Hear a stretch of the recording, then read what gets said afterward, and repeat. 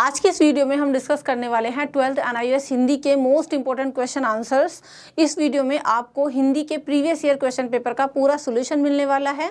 So video को last तक देखें बिना स्किप किए, ताकि आपको अच्छे से आइडिया हो जाए कि आपके टाइप ऑफ क्वेश्चंस क्या होंगे, नंबर ऑफ क्वेश्चंस कितने होंगे, आपको किस तरीके से उनको अटेम्प्ट करना है, आंसर्स आप कैसे लिख सकते हैं। So you are watching Pi study circle. चलिए वीडियो को शुरू कर लेते हैं। अगर आप हमारे चैनल पर न्यू हैं तो सब्सक्राइब जरूर कर लीजिएगा बेल आइकन को प्रेस करके, क्योंकि यहाँ से ना केवल हम आपकी पढ़ाई कराते हैं बल्कि आपको हर एक लेटेस्ट अपडेट्स भी देते हैं, आपको टाइम टू टाइम बताते हैं आपको कब कैसे और क्या करना है। सो दैट चैनल को सब्सक्राइब करके बेल आइकन को प्रेस करना बिल्कुल मत भूलिएगा। वीडियो हेल्पफुल लगे अगर आपको तो इसको एक लाइक शेयर जरूर से कर देना। अगर आपको इंग्लिश के या फिर अदर सब्जेक्ट्स के इसी तरीके से क्वेश्चन पेपर का सोल्यूशन चाहिए तो डिस्क्रिप्शन में आपको वीडियोस के लिंक मिल जाएंगे, ठीक है।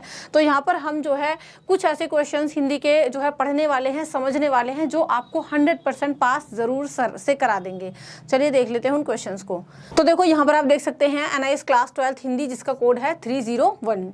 अब यहाँ पर सबसे पहला जो आपका क्वेश्चन है आप समझ सकते हैं, ये है आपके ऑब्जेक्टिव टाइप क्वेश्चन, ठीक है। MCQ क्वेश्चन जो है आपके ये, इनको आप पढ़ेंगे एंड इनके अंदर आपको 4 ऑप्शन दिए जाएंगे जिनको आपको पढ़ के उनका आंसर करना है। एज यू कैन सी के फर्स्ट क्वेश्चन जो है आपका इस तरीके से आपको ना टोटल यहाँ पर हिंदी में जब आपका क्वेश्चन पेपर आएगा ना तो टोटल 20 क्वेश्चन आपको दिए जाएंगे जो कि MCQ होंगे और हर एक क्वेश्चन आपका 1 मार्क का होगा, ठीक है। जैसे कि पहला क्वेश्चन है, भारत का भातृ प्रेम में किस छंद का सबसे ज्यादा उपयोग किया गया है, ठीक है। तो आई होप आपने ये जरूर से अपना पढ़ा होगा ये वाला लेसन। तो देखो ये जो हमारा लेसन है, मतलब ये कविता है, तो इसमें जो है किस छंद का सबसे ज्यादा उपयोग किया गया है।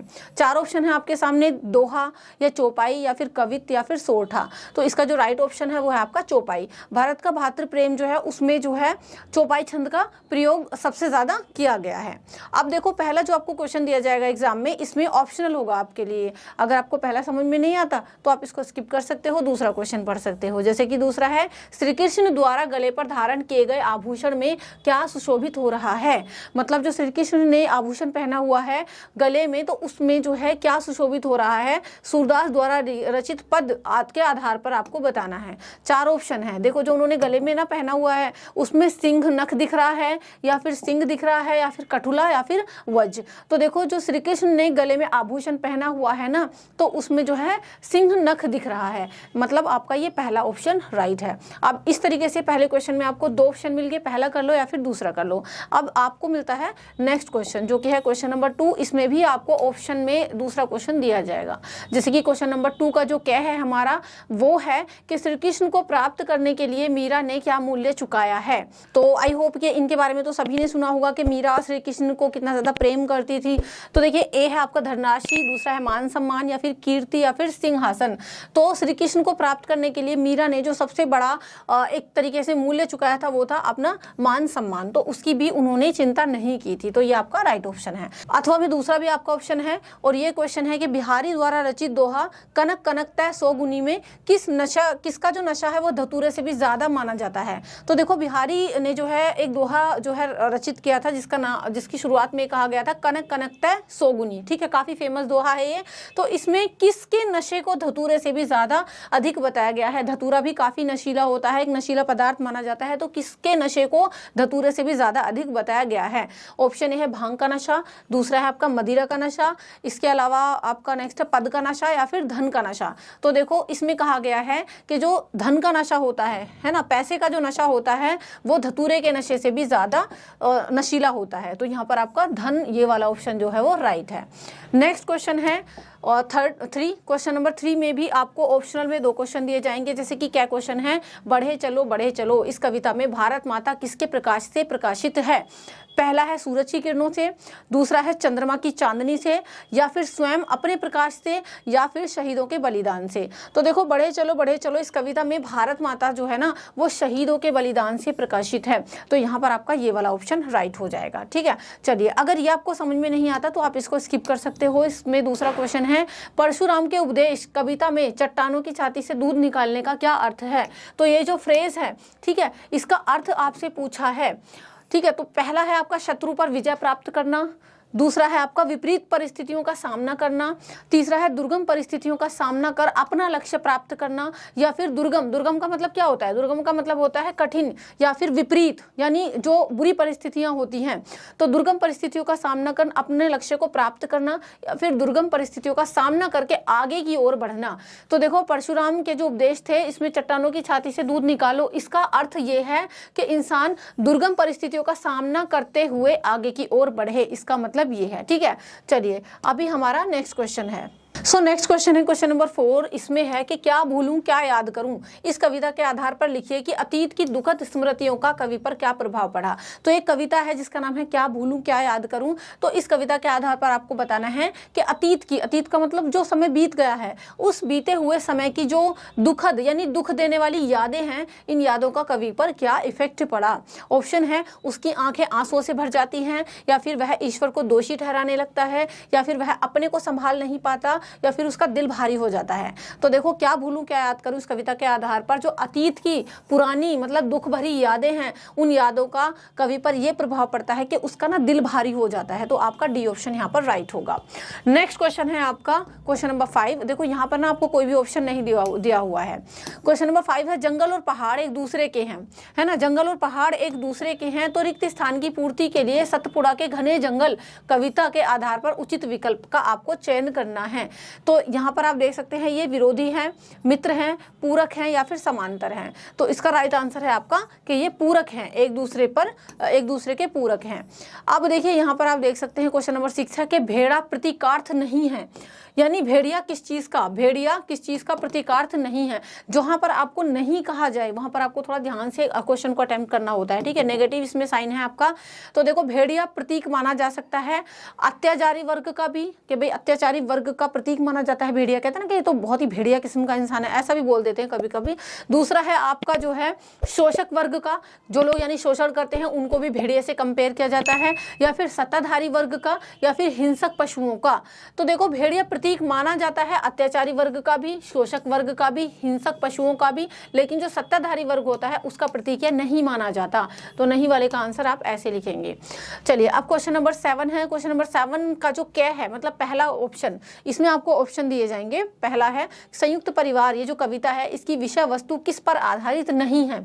संयुक्त परिवार का मीनिंग क्या होता है, ज्वाइंट फैमिली, जहां पर मिलजुल कर मतलब फैमिली के लोग साथ में रहते हैं, ज्वाइंट फैमिली। तो ये जो कविता है ना, तो इसकी विषय वस्तु किस पर आधारित नहीं है। ए है आपका टूटते बिखरते सामाजिक संबंधों पर, भाई इस पर तो आधारित है। जब संयुक्त परिवार जो कविता है वो इस चीज पर आधारित है कि हाँ जो सामाजिक संबंध है वो टूटते बिखर रहे हैं, तो ये तो आपका ठीक है। इसमें पूछा है किस पर आधारित नहीं है। दूसरा है टूटते बिखरते संयुक्त परिवारों पर, तो इस पर भी आधारित है ये। तीसरा है आपका एकल परिवारों के बढ़ते प्रचलन पर। एकल परिवार का मतलब जब मतलब अलग से माता पिता अपने बच्चों को लेकर के साथ में रहते हैं, तो हाँ भाई इस पर भी आधारित है ये। तो आधारित किस पर नहीं है, गाँव से शहरों की ओर पलायन पर, इस पर ये आधारित नहीं है। ठीक है, तो ये आपका राइट ऑप्शन हो जाएगा। अब अथवा में दूसरा क्वेश्चन भी है आपका कि संयुक्त परिवार कविता के संदर्भ में बताइए कि अतिथि देवो भव की हमारी परंपरा जो है वो टूट क्यों रही है। अतिथि देवो भव का मतलब अतिथि यानी जो मेहमान होते हैं वो देवता के समान होते हैं। तो हमारी संस्कृति यही है, हम इंडियंस की संस्कृति यही है कि जो हमारे घर मेहमान आते हैं, जो मेहमान होते हैं वो भगवान के बराबर होते हैं। ठीक है, तो ये जो हमारी परंपरा है वो अब क्यों टूट रही है। तो इसके 4 ऑप्शन है, एकल परिवार और परिवारवाद की वजह से, है ना, या फिर संयुक्त परिवार और समाजवाद की वजह से, या फिर जीवन की अति व्यस्तता की वजह से, या फिर निजी स्वार्थ को ज्यादा महत्व देने की वजह से। तो देखो हमारा जो जीवन है ना वो बहुत ज्यादा व्यस्त हो गया है। व्यस्त का मतलब हम बहुत बिजी रहने लगे हैं, जिसकी वजह से अतिथि देवो भव की जो ये परंपरा है वो धीरे धीरे टूटती जा रही है। नेक्स्ट क्वेश्चन है क्वेश्चन नंबर 8, जिसका क्या आपके सामने है, ये आपका ऑप्शनल क्वेश्चन होगा। तो इसमें कहा जा रहा है आपसे आग जलनी चाहिए, तो इससे कवि दुष्यंत कुमार का क्या मतलब है। पहला है शत्रु भाव रहना चाहिए, मतलब दुश्मनी की भावना आप रखो अपने अंदर। दूसरा है बदलाव के लिए संघर्ष चेतना होनी चाहिए, या फिर सहनशील हमें होना ही नहीं चाहिए, या फिर असहयोग करना चाहिए। तो देखो आग जलनी चाहिए का मतलब ये नहीं किसी के साथ आप असहयोग करो, है ना, या फिर जो है बदलाव के लिए मतलब शत्रु भाव आप रखो मन में, या फिर आपको सहनशील नहीं होना, तो ये नहीं है। आग जलनी चाहिए, इसका मतलब कवि क्या कहना चाहता है, वो कहना चाहता है कि बदलाव के लिए संघर्ष चेतना होनी चाहिए, बदलाव के लिए हमारे मन में जो है एक संघर्ष चेतना होनी चाहिए, ये इसका मतलब है। ऑप्शनल में दूसरा क्वेश्चन भी आपको दिया जाएगा अथवा करके। भेड़िया जो कविता है वो क्या संदेश देती है? पहला ऑप्शन है पाशविकता के विरुद्ध संगठित होकर संघर्ष करने की, या फिर दूसरा है हिंसक भेड़ियों के विरुद्ध मशाल जलाने की, या फिर तीसरा है भेड़ियों जैसे हिंसक पशुओं के खिलाफ एकजुट होने की, या फिर पाशविकता और मानवीयता के बीच संतुलन बनाने की। तो देखो इसका राइट ऑप्शन आपके सामने है, और ऑप्शन आपका डी जो है ना, भेड़िया कविता जो है वो हमें ये संदेश देती है कि जो पाशविकता होती है उसके खिलाफ हमें संगठित होकर यानी मिलजुल कर संघर्ष करना है ना। तो पाशविकता के विरुद्ध संगठित होकर संघर्ष करने की प्रेरणा हमें ये कविता देती है। नेक्स्ट क्वेश्चन है चीफ की दावत। ये जो हमारा लेसन है, आई होप आपने पढ़ा होगा, किस किस ने पढ़ा है मुझे कमेंट सेक्शन में बताइएगा। ये जो हमारा लेसन है चीफ की दावत, ये जो पाठ है किस भारतीय कला का उल्लेख किया गया है, ठीक है। तो जो भारतीय कलाएं होती है हमारी, बहुत सारी कलाएं होती है हमारे भारत के अंदर, तो इस पाठ को जब आप पढ़ोगे आपको पता चलेगा जो फुलकारी होती है ना, फुलकारी जो है उसके बारे में इसमें जो है उल्लेख किया गया है। उनकी जो माता श्री हैं उनको फुलकारी आती है, तो इस तरीके से उसके बारे में इसमें बताया गया है। नेक्स्ट क्वेश्चन है चीफ के आगमन पर शामनाथ के सामने सबसे बड़ी क्या समस्या थी, ठीक है। चीफ की दावत लेसन का नाम है, तो जब चीफ आ गए उनके आने पर शामनाथ जो है उसके सामने क्या बड़ी समस्या उत्पन्न हो गई। ए ऑप्शन है कि अतिथियों के खाने पीने का प्रबंध करना, ये उसको समस्या है कि भाई मेहमान आ गए हैं, दावत मैंने कर दिया तो खाने पीने का संबंध करूं और प्रबंध करूं मतलब, या फिर छोटे से घर में चीफ को कैसे आमंत्रित करूं मैं, इस चीज का संकोच हो रहा था उनको, या फिर माँ और चीफ का जो है आमना सामना ना हो जाए वो ये चाह रहे थे, ठीक है, और या फिर चीफ के जाने से पहले माँ का सो जाना। तो देखो चीफ के आगमन पर शामनाथ के सामने सबसे बड़ी समस्या ये थी कि माँ और चीफ का आमना सामना ना हो जाए, तो ये आपका राइट ऑप्शन है। नेक्स्ट क्वेश्चन है आपका चीफ की दावत पाठ में शामनाथ माँ को हरिद्वार क्यों नहीं भेजना चाहता था। क्यों नहीं भेजना चाहता था मतलब शामनाथ इस लेसन के अंदर अपनी माँ को हरिद्वार क्यों नहीं भेजना चाहता था? माँ से बहुत अधिक प्रेम करता था, या फिर चीफ के लिए फुलकारी बनवाना चाहता था अपनी माँ से, या फिर हरिद्वार आने जाने का खर्चा नहीं करना चाहता था, या फिर सामाजिक मान मर्यादा का उसको भय था। तो देखो ये तीनों के तीनों जो है ये तो नहीं है, ये कोई वजह नहीं थी कि वो इसलिए अपनी माँ को हरिद्वार नहीं भेजना चाहता था, बल्कि उसको सामाजिक मान मर्यादा का भय था। ये इसका राइट ऑप्शन है। नेक्स्ट क्वेश्चन है क्वेश्चन नंबर 12, इसमें ऑप्शनल क्वेश्चन है। ये पाठों से अब आपके क्वेश्चन पूछे जा रहे हैं। जब हमने स्टार्टिंग की थी पेपर की तो वहाँ आपके ना कविताओं से एमसीक्यू आ रहे थे, अभी जो आपके यहाँ पर आएंगे वो पाठों से रिलेटेड आएंगे। अब ये वाला भी आपका पाठ है और यहाँ पर ऑप्शनल क्वेश्चन आपको दिया जाएगा। जैसे कि फर्स्ट क्वेश्चन है पीढ़ियाँ और गिट्टियाँ, ये भी आपका एक पाठ है पीढ़ियाँ और गिट्टियाँ। इसमें जो वयोवृद्ध होते हैं, वयोवृद्ध साहित्यकारों के उदास होने का क्या कारण था, है ना, यानी जो ओल्ड एज साहित्यकार थे, ओल्ड एज में पहुंचे वो उदास क्यों हो गए थे, क्या वजह थी। पहला ये है कि तरुणों द्वारा जीवन का आनंद भोगना, मतलब जो तरुण होते हैं, नौजवान होते हैं, वो जीवन का आनंद भोगते फिर रहे हैं, इस वजह से वयस्क लोग परेशान थे, या फिर स्वयं की शक्ति उनकी खत्म हो गई थी, इस वजह से वो परेशान थे, उदास थे, या फिर तरुणों द्वारा देखभाल नहीं की जा रही थी वयस्कों की, इसलिए वो उदास थे, या फिर मनोवांछित मान सम्मान उनको नहीं मिल पा रहा था। तो देखो जब हम इस लेसन को पढ़ते हैं ना पीढ़ियाँ और गिट्टियाँ, तो इसमें एक पीढ़ी का दूसरे पीढ़ी से किस तरीके से मतलब वो क्या सोचती है, जब दूसरी पीढ़ी का आगमन हो जाता है, दूसरी पीढ़ी अपने चलाने लगती है, जो नई पीढ़ी होती है, तो जो वयोवृद्ध साहित्यकार होते हैं, जो पुरानी पीढ़ी होती है, वो क्या सोचती है। तो यहाँ पर वो उदास इसलिए है वयोवृद्ध पीढ़ी क्योंकि तरुण जो है वो जीवन का आनंद भोग रहे हैं, इसलिए उनको जो है उदासी है। ये आपका राइट ऑप्शन है। अब अथवा में आपको दूसरा भी दिया जाएगा इसमें कि पीढ़ियाँ और गिट्टियाँ जो पाठ है इसका कथ्य है। क्या कथ्य है कि उम्र और अनुभव के महत्व को स्पष्ट करना, है ना, या फिर तरुणों की जो कुंठा या अकेलापन होती है उसके बारे में बताना, या फिर पीढ़ियों के संघर्ष को उजागर करना, या फिर वयोवृद्ध साहित्यकारों की स्थिति का वर्णन करना। तो देखो वैसे तो इसमें वयोवृद्ध जो साहित्यकार हैं उनकी स्थिति का भी वर्णन किया गया है, लेकिन सबसे ज़्यादा इस पाठ का कथ्य ये है कि इसमें पीढ़ियाँ जो होती हैं, चाहे वो वयोवृद्ध की पीढ़ी हो चाहे वो नई पीढ़ी हो, उनके संघर्ष को उजागर करता है ये पाठ पीढ़ियाँ और गिट्टियाँ। चलिए नेक्स्ट क्वेश्चन है सुभद्रा कुमारी चौहान ने अपनी कहानियों में वर्णित किया है। क्या वर्णित किया है? 4 ऑप्शन है आपके सामने।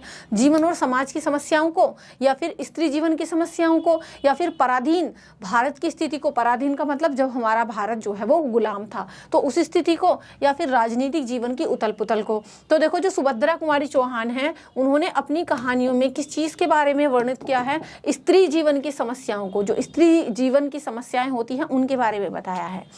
अब क्वेश्चन नेक्स्ट है आपका क्वेश्चन नंबर 14, ये आपका ऑप्शनल है। है, क और ख दो इसी तरीके से आपको एग्जाम में दिए जाएंगे। ठीक है, यहाँ पर पहले क्या क्वेश्चन पढ़ेंगे, अगर ये समझ में आए तो आप ये कर सकते हैं, इस तरीके से एग्जाम में आता है, और अगर समझ में नहीं आता तो आपको ऑप्शन भी दिए जा रहे हैं। क्या है आपका, मैं कन्यादान नहीं करूंगी, इस कथन में सुभद्रा कुमारी चौहान के व्यक्तित्व की किस विशेषता को दर्शाया गया है। ठीक है, तो सुभद्रा कुमारी चौहान बोलती हैं कि मैं कन्यादान नहीं करूंगी, ये जो कथन है, ये जो बात है उनकी कही गई, तो इसमें सुभद्रा कुमारी चौहान के व्यक्तित्व की कौन सी विशेषता को दिखाया गया है। पहला है कि रूढ़िवादी परंपराओं की वो विरोधी थी, ये दिखाया गया है, या फिर रीति रिवाजों की विरोधी थी, या फिर स्त्री स्वतंत्रता की वो पक्षधर थी, मतलब स्त्रियों की स्वतंत्रता के वो पक्ष में थी कि हाँ भाई स्त्रियों को स्वतंत्रता दी जाए, या फिर वो विद्रोही स्वभाव की थी। तो देखो वो बोल रही है इस बात को कि मैं कन्यादान नहीं करूंगी, तो इसलिए नहीं कह रही क्योंकि वो रूढ़िवादी परंपराओं की विरोधी हैं। ठीक है, जो परंपराएं हैं पुरानी वो उनकी विरोधी नहीं है, ना ही वो रीति रिवाजों की विरोधी हैं, और ना ही वो विद्रोही स्वभाव की हैं कि उनके तो स्वभाव ही विद्रोह करने का है, बल्कि वो तो स्त्री स्वतंत्रता की पक्षधर हैं, इसलिए उन्होंने ये बात कही। चलिए अब इसमें ऑप्शनल दूसरा क्वेश्चन है, सुभद्रा कुमारी चौहान और महादेवी वर्मा के बीच रिश्ते का क्या आधार है। अब देखिए तो बहुत ही महान जो है ये व्यक्तित्व हैं, एक तो है आपकी सुभद्रा कुमारी चौहान और दूसरी है आपकी महादेवी वर्मा। तो इन दोनों के बीच ना काफी अच्छा रिलेशन था, काफी अच्छा रिश्ता था। तो इतना अच्छा जो रिश्ता था उसका आधार क्या था। पहला है कि परस्पर स्नेह और विश्वास, यानी दोनों के बीच काफी प्यार था और विश्वास था, इसलिए उनका रिश्ता अच्छा था। या फिर अनावश्यक बंधनों का विरोध, यानी दोनों जो है अनावश्यक बंधनों का विरोध करती थी, इसलिए एक दूसरे से मैच करता था उनका माइंड। या फिर पारंपरिक रूढ़ियों का विरोध वो करती थी इसलिए। या फिर साहित्यकारों के प्रति सहिष्णुता थी, मतलब तुम भी साहित्यकार मैं भी साहित्यकार, इसलिए एक दूसरे से वो प्रेम करती थी। तो ये कोई रीजन नहीं था, उन दोनों के बीच जो है काफी अच्छा रिश्ता था। तो इस अच्छे रिश्ते की वजह ये थी कि वो परस्पर प्रेम स्नेह रखती थी एक दूसरे से और विश्वास रखती थी एक दूसरे पर, ये आधार था उनके रिश्ते का। चलिए नेक्स्ट क्वेश्चन है क्वेश्चन नंबर 15, जहां पर आपको ऑप्शन दिया जाएगा। क्या में आपसे कहा जा रहा है इसी तरीके से कि भाई अंडमान डायरी के आधार पर लिखिए कि जो सेल्युलर जेल होती है उसमें जो बंद भारतीय हैं उनकी आंखों में एकमात्र क्या स्वप्न था, है ना। बताना है कि भारतीय जो वहां पर बंद थे, तो सेल्युलर जेल में जो बंद थे, तो उन भारतीयों की जो है क्या इकलौता सपना था, क्या उनकी इच्छा थी। पहला ऑप्शन है जेल से रिहाई चाहते थे वो कि भाई हम यहाँ जेल में हैं, हमें रिहा कर दो, बस कैसे भी हमें रिहाई मिल जाए। तो नहीं, देखो ऐसा नहीं था। अपनों से मिलना कौन नहीं चाहता, मगर उनकी जो मेन इच्छा थी या फिर मेन जो उनका ख्वाब था वो ये भी नहीं था कि हमें अपनों से मिलाया जाए। अपनों की सलामती हर कोई चाहता है, मगर उनकी ये इच्छा नहीं थी। जो उनकी मेन इच्छा थी इन तीनों चीज़ों से बढ़कर वो ये थी कि देश को आज़ादी मिल जाए। तो वो चाहते थे, जो सेल्युलर जेल में हमारे भारतीय बंद थे उनकी आंखों में एकमात्र सपना ये था कि हमारे देश को आज़ादी मिल जाए। इन तीनों सपनों से ऊपर उनका यही सपना था, देश आज़ाद हो जाए। ऑप्शनल में दूसरा क्वेश्चन है कि सेल्युलर जेल के फांसी घर में एक साथ कितने लोगों को फांसी देने की व्यवस्था थी। आप देखो 2 लोगों को एक साथ फांसी दे सकते थे वहां पर उस जेल में, या फिर 3 को दे सकते थे, या फिर 4 को या 5 को। तो देखो सेल्युलर जेल के अंदर ना एक साथ मिनिमम 3 लोगों को जो है फांसी देने की व्यवस्था की गई थी। तो ये आपका 3, इसको आप ध्यान रखना, ठीक है, कि 3 लोगों को एक साथ फांसी दी जा सकती थी। नेक्स्ट क्वेश्चन है, अंडमान द्वीप के समुद्र पर मंडराती चिड़ियों के माध्यम से लेखक ने क्या स्मरण किया है। यानी जो अंडमान द्वीप के समुद्र पर चिड़ियां मंडरा रही थी ना, उनके द्वारा लेखक को क्या याद आता है, क्या वो याद करते हैं उनको देख करके। पहला है कि अंडमान जेल में कार्यरत कर्मचारियों को, यानी उस जेल के अंदर जितने कर्मचारी काम कर रहे हैं उनको याद करते हैं वो, या फिर आज़ादी के दीवाने स्वतंत्रता सेनानियों को, है ना, या फिर आज़ादी के प्रसिद्ध क्रांतिकारियों को, या फिर आज़ादी के लिए जीवन देने वाले गुमनाम शहीदों को।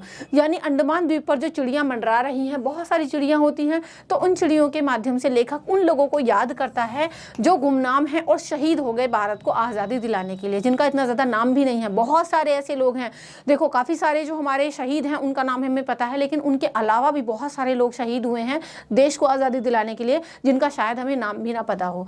तो बस उन्हीं को जो है लेखक यहाँ पर याद करता है। चलिए नेक्स्ट क्वेश्चन है हमारा क्वेश्चन नंबर 17, रीढ़ की हड्डी। देखो जो आपके लेसन है, रीढ़ की हड्डी हो गया, अंडमान ये वाला हो गया, मतलब इसके अलावा आपका जो है पीढ़ियाँ और गिट्टियाँ, ये लेसन हो गया। तो ये लेसन्स ना आपके चीफ की दावत, ये काफ़ी इंपॉर्टेंट लेसन है। इनकी कहानियाँ अगर आप पढ़ के जाओगे तो इनके MCQ 1 मार्क वाले क्वेश्चन आप आराम से कर पाओगे, ठीक है। तो यहाँ पर आप देख सकते हैं जो हमारा लेसन है रीढ़ की हड्डी। रीढ़ की हड्डी लेसन में आपके लाडले बेटे की रीढ़ की हड्डी है भी या नहीं, ये बात कही गई है कि आपके लाडले बेटे की रीढ़ की हड्डी है भी या नहीं। तो इसका क्या मतलब है? इसका मतलब ये है कि वो आपका लड़का जो है शारीरिक स्वस्थ है या नहीं है, वो ये पूछना चाह रहे हैं, या फिर किसी के सामने कुछ काम करने की उसमें हिम्मत है भी या नहीं, वो ये पूछना चाह रहे हैं, या फिर वो दृढ़ता के साथ अपनी राय को व्यक्त करने का उसमें साहस है भी या नहीं, या फिर शारीरिक सुदृढ़ता और मानसिक बल उसमें है या नहीं। तो ये बात जो उन्होंने कही कि आपके लाडले बेटे की रीढ़ की हड्डी है भी या नहीं, इसका मतलब ये है कि आपका बेटा क्या दृढ़ता से अपनी राय व्यक्त करने के लिए साहस भी नहीं रखता, मतलब अपनी राय को सही तरीके से एक दृढ़ता के साथ वो रख भी नहीं सकता। तो इसका मतलब ये यहाँ पर बैठता है। नेक्स्ट क्वेश्चन है कुटज पाठ से, ठीक है। तो क्वेश्चन कुटज पाठ में हिमालय को देखकर द्विवेदी जी के मन में किसकी मूर्ति स्पष्ट हुई, ठीक है। कुटज के अंदर कुटज की विशेषताएं बताई गई हैं, कुटज एक पौधा होता है उसके बारे में बताया गया है। तो जब कुटज को देखते हैं पाठ में हिमालय को देखते हैं तो द्विवेदी जी जो हैं उनके मन में किसकी मूर्ति स्पष्ट हुई? पहला है समाधिस्थ महादेव की, दूसरा है महादेव के अलग जाल की, या फिर एक ठीने से शानदार पेड़ की, या फिर मस्त मौला व्यक्ति की। तो देखो जब उन्होंने देखा हिमालय को इस पाठ के अंदर तो उनके मन में जो है ना वो समाधिस्थ महादेव की जो है मूर्ति स्पष्ट हुई। चलिए अब नेक्स्ट जो आपका क्वेश्चन है 19, ये ऑप्शनल है, इसमें भी आपको 2 क्वेश्चन दिए जाएंगे। अभी तक देखिए हमने जितने भी क्वेश्चन किए हैं वो सारे के सारे आपके ऑब्जेक्टिव टाइप क्वेश्चन हैं, ठीक है। और हमारे सबसे पहले कविताओं से लिए गए थे कुछ क्वेश्चन ऑब्जेक्टिव टाइप, उसके बाद पाठों से लिए गए हैं, और अभी हमारे लिए जाएंगे कहाँ से? हमारे लिए जाएंगे ये राइटिंग सेक्शन या ग्रामर से। तो जो हमारा फर्स्ट क्वेश्चन है वो है कि अनौपचारिक पत्र का संबंध है किस चीज़ से है। यहाँ पर भी आपको ऑप्शनल क्वेश्चन दिया जाएगा। क्या है हमारा ये, क्या में कहा गया है कि बताइए अनौपचारिक पत्र का संबंध किससे है। अनौपचारिक का मीनिंग क्या होता है पहले आप ये समझो। एक होता है आपका औपचारिक, ठीक है, ये आप समझ के चलो, कैसा भी आपका क्वेश्चन हो जाए आप आराम से कर लोगे। एक होता है औपचारिक जिसको बोलते हैं फॉर्मल, यानी जिसमें हमें फॉर्मेलिटी दिखाने की जरूरत होती है ना, बिल्कुल आप जनाब से हम जिस लेटर को लिखते हैं तमीज़ के साथ एकदम अच्छे से, है ना, लिखना तो वैसे अनौपचारिक भी ऐसे ही चाहिए। दूसरा होता है आपका अनौपचारिक, यानी जिसमें आपको कोई औपचारिकता दिखाने की जरूरत नहीं होती, जिसको इंग्लिश में बोला जाता है इनफॉर्मल, है ना। तो ये जो औपचारिक लेटर होता है ये आप लिखते हैं किसी भी जो है यू नो आप किसी कार्यालय में कोई लेटर भेज रहे हैं, एडिटर को लेटर लिख रहे हैं, पुस्तक विक्रेता को लिख रहे हैं, ठीक है, तो ये कार्यालय पत्र हो गए। किसी मैनेजर को लेटर लिख रहे हैं, जहां पर आपको औपचारिकता दिखाने की जरूरत होगी वो आपके होंगे औपचारिक लेटर। और जो लेटर आप लिखेंगे अपने सगे संबंधियों को, मित्रों को, भाई बहनों को, माता पिता को, उनमें किसी फॉर्मेलिटी की जरूरत नहीं होती, वो होते हैं आपके अनौपचारिक। तो देखो यहाँ पर क्वेश्चन पूछा गया है कि अनौपचारिक पत्र का संबंध किससे है? काम अपने संबंधियों या मित्रों से, ये आपका राइट है। अनौपचारिक आप अपने संबंधियों को, अपने फ्रेंड्स को, अपने भाई बहनों को, किसी को भी लिख सकते हो।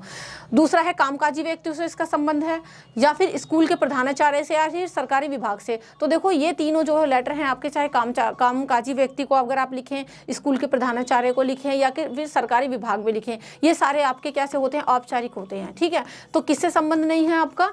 ये वाला आपका राइट ऑप्शन हो जाएगा। अभी इसके ऑप्शन में भी ना आपको दूसरा क्वेश्चन दिया जाएगा जो आपके सामने है, अथवा संबोधन और अधोलेख नहीं होता, ठीक है। तो ये आपको बताना है संबोधन और अधोलेख नहीं होता। पहला ऑप्शन है परिपत्र में, दूसरा है सरकारी पत्र में, तीसरा है ज्ञापन में, या फिर अधिसूचना में। तो देखो आपका जो संबोधन और अधिलेख जो है ना वो अधिसूचना में नहीं होता, ठीक है। नहीं वाले क्वेश्चन आपको ध्यान से करने हैं। अब नेक्स्ट क्वेश्चन है क्वेश्चन 20, इसमें भी आपको 2 ऑप्शन दिए जाएंगे। जैसे कि आप देख सकते हैं फर्स्ट क्वेश्चन है आपका क्या, जिसमें कहा गया है कि दिल्ली की हिंदी पर अधिक प्रभाव किसका है, यानी दिल्ली के अंदर जो हमारी हिंदी बोली जाती है उसमें किसका प्रभाव ज्यादा दिखता है? पंजाब और हरियाणा का, यूपी या राजस्थान का, या फिर उत्तराखंड यूपी का, या फिर हरियाणा राजस्थान का। तो देखो पंजाब और हरियाणा की हिंदी का इफेक्ट दिल्ली की हिंदी के लोगों पर दिखाई देता है, तो पंजाब और हरियाणा इसमें राइट आंसर है। ऑप्शनल क्वेश्चन है दूसरा में आपको दिया जाएगा कि किस भाषा में औपचारिक और सतर्कता अधिक होती है। औपचारिकता मतलब फॉर्मेलिटी, तो किस भाषा में फॉर्मेलिटी और ध्यान से लिखने की जरूरत होती है? वो होता है आपका मौखिक में होती है, लिखित में होती है, साहित्यिक या फिर सांकेतिक, यानी जब आप किसी भाषा का प्रयोग करेंगे। अब देखो जब आप किसी को मुंह से बोलेंगे तो फिर भी जो है सतर्कता इतनी ज्यादा दिखाने की जरूरत नहीं होती जितनी कि लिखित तौर पर होती है। अगर आप कोई चीज लिख कर दें, है ना, तो उसकी पकड़ जल्दी हो जाती है ना, कोई भी उसको नोटिस कर लेता है। तो जब आप कोई चीज लिखित में देते हैं तो उसमें औपचारिकता और ध्यान से यानी सतर्कता से लिखने की जरूरत ज्यादा होती है। साहित्यिक में भी इतनी नहीं होती, और सांकेतिक यानी इशारों वाली भाषा में भी इतनी नहीं होती, और मौखिक में भी इतनी ज्यादा नहीं होती। वैसे तो ध्यान से ही बोलना चाहिए इंसान को, लेकिन सबसे ज्यादा जो जरूरत होती है वो लिखित में होती है, तो इसमें आप ध्यान रखिएगा। अब नेक्स्ट क्वेश्चन है हमारा क्वेश्चन 21, जहां पर आपसे कहा गया है कि के 4 क्वेश्चन हैं, उनमें से किन्हीं 3 प्रश्नों का उत्तर आपको एक शब्द या एक वाक्य में देना है। मतलब ये 4 में से आपको 3 क्वेश्चन करने हैं और 3 ही नंबर के हैं। मतलब आप समझ सकते हैं कि इतने सिंपल से क्वेश्चन होंगे। अगर आपने चैप्टर्स कविताएं अपने अच्छे से पढ़ी हुई हैं तो आप 1 वर्ड में ही इनका आंसर कर पाओगे। जैसे कि पहला है कि चीफ की दावत, इस कहानी में शामनाथ के घर आए मेहमान माँ का उपहास क्यों उड़ाने लगे। उपहास का मतलब मजाक क्यों उड़ाने लगे। तो देखो, मेहमानों ने उनकी माँ का उपहास इसलिए उड़ाया क्योंकि वह बरामदे में अजीब ढंग से सोई हुई थी और वो जोर जोर से खर्राटे ले रही थी। तो इस तरीके से आप एक लाइन के अंदर ही इसका आंसर दे सकते हैं। सेकंड क्वेश्चन है पीढ़ियां और गिट्टियां, इस पाठ, ये जो पाठ है ना हमारा, वो किस शैली में लिखा गया है। तो पीढ़ियां और गिट्टियां पाठ हमारा व्यंग्य शैली में लिखा गया है। नेक्स्ट है आपका अंडमान डायरी के संदर्भ में काला पानी का क्या अर्थ है, इसका आशय बताइए आप। तो देखो, काला पानी का आशय उस स्थान से है जहां से लौटने की उम्मीद नहीं होती। कहते हैं ना कि तुम्हें काला पानी की सजा करा देंगे, है ना। तो जहां से लौटने की उम्मीद नहीं होती उसको काला पानी कहा जाता है। नेक्स्ट है कुटज की तुलना राजा जनक से क्यों की गई है। तो देखो, कुटज की राजा जनक से तुलना इसलिए की गई है क्योंकि सुख दुख में समान भाव से रहने का कारण इस वजह से की गई है क्योंकि सुख दुख में कुटज एक समान रहता है। तो राजा जनक से उनकी तुलना इसलिए की गई है। तो यहाँ पर आप देख सकते हैं, ऐसे ही आपको ना एग्जाम में वेरी शॉर्ट क्वेश्चन दे जाएंगे ये कि भी 4 में से 3 करो, एक शब्द या एक वाक्य में इनका आंसर आपको लिखना है। 1 मार्क वाले ये होंगे। ठीक है, तो आप समझ सकते हैं आपको अपने कविताओं को, अपने पाठों को पढ़ना कितना जरूरी है। अगर आप पाठों को पढ़ लेंगे, उनकी कहानियों को समझ लेंगे, कब किसने किसको क्या बोला, किसने क्या कहा, उस कहानी में क्या हुआ, कविताओं को पढ़ लेंगे तो ईजिली आप ये कर पाएंगे, है ना। नेक्स्ट क्वेश्चन है 22, इसमें आपको जो है राइट रॉन्ग दिए गए हैं, मतलब सही गलत में आपको आंसर करना है। ये भी 1 मार्क के हैं और 4 में से आपको जो है 3 क्वेश्चन के आंसर देने हैं। एग्जाम में भी आपको ऐसे ही करना है। जैसे कि फर्स्ट क्वेश्चन है आपका राइटिंग सेक्शन से, औपचारिक और अनौपचारिक दोनों ही प्रकार के पत्रों में आरंभ व अंत की औपचारिकताएं होती हैं। नहीं होती भाई, दोनों के अंदर नहीं होती कि भाई औपचारिक में भी और अनौपचारिक दोनों पत्रों में स्टार्टिंग में भी और लास्ट में भी आप जो है औपचारिकताएं दिखाएं, है ना। तो देखो, क्योंकि आपका जो अनौपचारिक पत्र होता है, जो आपने फ्रेंड, भाई बहन, रिलेटिव इनको लिखते हो, तो उसमें जरूरी थोड़ी है कि आप फॉर्मेलिटी दिखाओ, औपचारिकता दिखाओ शुरू में भी और लास्ट में भी, ऐसा जरूरी नहीं है। दूसरा है पत्राचार भाग के कच्चे प्रारूप को टिप्पण कहा जाता है। तो ये आपका सही है कि हाँ भी पत्राचार के जो है कच्चे रूप को जो है टिप्पण कहा जाता है। नेक्स्ट है विशिष्ट प्रयोजन के लिए प्रयुक्त भाषा प्रयोजन मूलक भाषा कहलाती है। तो ये भी आपका सही है। और चौथा है आपका यूट्यूब वीडियो शेयर करने का एक प्लेटफॉर्म है। तो देखो, यूट्यूब पर जैसे कि अभी आप देख रहे हो, मुझे देख रहे हो, यूट्यूब पर आई हो आप देख रहे होगे, है ना। तो ऐसे ही यूट्यूब पर हम लोग क्या करते हैं, वीडियो पोस्ट करते हैं, वीडियो शेयर करते हैं। तो यूट्यूब एक ऐसा प्लेटफॉर्म है जहाँ पर हर कोई इंसान अपने टैलेंट के अकॉर्डिंग वीडियो अपलोड कर सकता है। हो सकता है आप भी करते हो, कोई भी अगर आपका टैलेंट है तो आप यूट्यूब पर वीडियो अपलोड कर सकते हो। अगर आप करते हो तो मुझे कमेंट सेक्शन में बताइएगा ज़रूर, और ये बताइएगा आप किस टॉपिक पर वीडियो अपलोड करते हैं। मुझे अच्छा लगेगा कि भी मेरे स्टूडेंट्स जो हैं वो भी कुछ कर रहे हैं, वो भी जो है मतलब यूट्यूब का इस्तेमाल कर रहे हैं सही तरीके से। तो मुझे कॉमेंट सेक्शन में बताइएगा ज़रूर। चलिए, तो ये तो सही बात है आपकी कि हाँ यूट्यूब वीडियो शेयर करने का एक प्लेटफॉर्म है। तो ये आपके आंसर्स हैं इनके। नेक्स्ट है आपका क्वेश्चन 23। इसमें आपसे एक काव्यांश दिया जाएगा, उसको पढ़कर आपको इसके नीचे कुछ क्वेश्चंस हैं, टोटल 7 क्वेश्चंस हैं जिनके आंसर आपको पढ़ना है। तो आपको जो है इनका आंसर करना है, ठीक है। अब जैसे कि पहला क्वेश्चन है, अब इसको पढ़ने के बेस पर भी ना आपसे एमसीक्यू क्वेश्चन ही दिए जाएंगे, 4 ऑप्शन वाले। जैसे कि आपका ये पैसेज है, अब देखो इसको तो पढ़ना पड़ेगा आपको, पढ़ के ही आप आंसर कर पाओगे। आंधियां नहीं जिसमें उमंग भरती हैं, छातियां जहाँ संगीनों से डरती हैं, शोणित के बदले जहाँ अश्रु बहता है, वह देश कभी स्वाधीन नहीं रहता है। पकड़ो अयाल अंधड़ पर उछल चढ़ोरे, किरचों पर अपने तन का चाम मड़ोरे। अब ये जैसे कि आपको 6-7 लाइन दे दी छोटी छोटी सी। अब इनके बेस पर पहला क्वेश्चन आपसे कहा गया कि भाई बताओ यह रचना कौन से कवि की है, किस कवि ने यह लिखा है। 4 ऑप्शन है आपके सामने, दिनकर, बच्चन, तुलसी या राजेश जोशी। तो इसको लिखा है दिनकर जी ने। नेक्स्ट क्वेश्चन है अयाल किसकी होती है। अयाल किसकी होती है, देखो यहाँ पर आपसे दिया गया है ना ये कि पकड़ो अयाल अंधड़ पर उछल चढ़ोरे। तो अयाल आपने हो सकता है ये वर्ड सुना हो, अयाल होती है शेर की, ठीक है। तो शेर की अयाल जिस तरीके से आप मतलब खैर कहाँ पकड़ते हैं इंसान, तो देखो ये रहा। अयाल किसकी होती है, अयाल होती है भेड़िए की होती है, शेर की होती है, खूंखार पशुओं की या फिर अंधड़ की। तो अयाल होती है शेर की। नेक्स्ट क्वेश्चन है आंधियां, आंधियों से क्या तात्पर्य है। आंधियों से तात्पर्य है तूफान से, कि भी तूफान आ रहा है, या फिर शत्रु सेना से, या फिर क्रांति से, या फिर स्वतंत्रता सेनानी से। अब आंधियां वर्ड इसमें दिया गया है, आप देख सकते हैं ये रहा, ठीक है। तो ये रहा आपका कि आंधियां नहीं जिनमें उमंग भरती हैं, है ना, पहला ही लाइन में आपको दिया हुआ है, आंधियां नहीं जिनमें उमंग भरती हैं। तो इस आंधियां का क्या मतलब है? आंधियां का मतलब है कि भाई शत्रु सेना, शत्रु की जो सेना है वो आ रही है। नेक्स्ट क्वेश्चन है, ये पंक्तियां किन्हें संबोधित हैं? ये जो पूरी लाइंस हैं जो अभी आपने ऊपर पढ़ी हैं वो किसके लिए लिखी गई हैं? तो देखो ये आप पढ़ोगे भी ना तो आप समझ पाओगे, है ना, कि आंधियां नहीं जिनमें उमंग भरती हैं, छातियां जहां संगीनों से डरती हैं। ये जो लाइंस हैं वो एक मोटिवेशन भरी लाइंस हैं जो देशवासियों को मोटिवेट करती हैं कि अपने देश को आज़ाद कराने के लिए कुछ भी करो, अपने देश की आज़ादी के लिए आगे बढ़ो। तो ये जो लाइंस है ना ये हम देशवासियों के लिए हैं। किसके लिए थी ये? देशवासियों के लिए, श्रमिकों के लिए नहीं, खाली शहीदों के लिए नहीं, पाठकों के लिए नहीं कि बस पढ़ो इसको और निकलो आगे। ये पंक्तियां संबोधित करती हैं समस्त देशवासियों को, हर एक नागरिक को। नेक्स्ट है, कौन सा देश स्वाधीन नहीं रहता? देखिए स्वाधीन नहीं रहता, स्वाधीन का मतलब होता है अपने अधीन। अपने अधीन का मतलब यानी कौन सा देश जो है वो आज़ाद नहीं रहता। आज़ाद कौन सा देश नहीं रहता? पहला है आंसू बहाने वाला देश, या फिर रक्त बहाने वाला देश, या फिर संगीनों से डरने वाला देश, या फिर आंधियों से लड़ने वाला देश। तो देखो जो इंसान आंधियों से लड़ेगा जो सा देश वो तो बिल्कुल आज़ाद हो ही जाएगा, है ना। तो इसका जो है ना आंसू बहाने वाला देश, क्योंकि इस पैराग्राफ के अंदर क्या कहा गया है कि भाई जो अगर तुम आंसू बहाओगे तो फिर आप जो है आज़ाद नहीं हो पाओगे। ये रहा, देखो ये रहा आपका कि शोणित के बदले जहां अश्रु बहता है, अश्रु का मतलब क्या होता है? आंसू बहाना, कि वह देश कभी स्वाधीन नहीं रहता है। स्वाधीन का मतलब आज़ाद नहीं रहता है, यानी जो आंसू बहाएगा वो आज़ादी नहीं पा पाएगा। आंसू मत बहाओ, कवि यहाँ से कह रहे हैं हमसे कि आंसू मत बहाओ, बस जो है लड़े जाओ देश को आज़ाद कराने के लिए। नेक्स्ट क्वेश्चन है, कौन सा लक्षण वीर का नहीं है?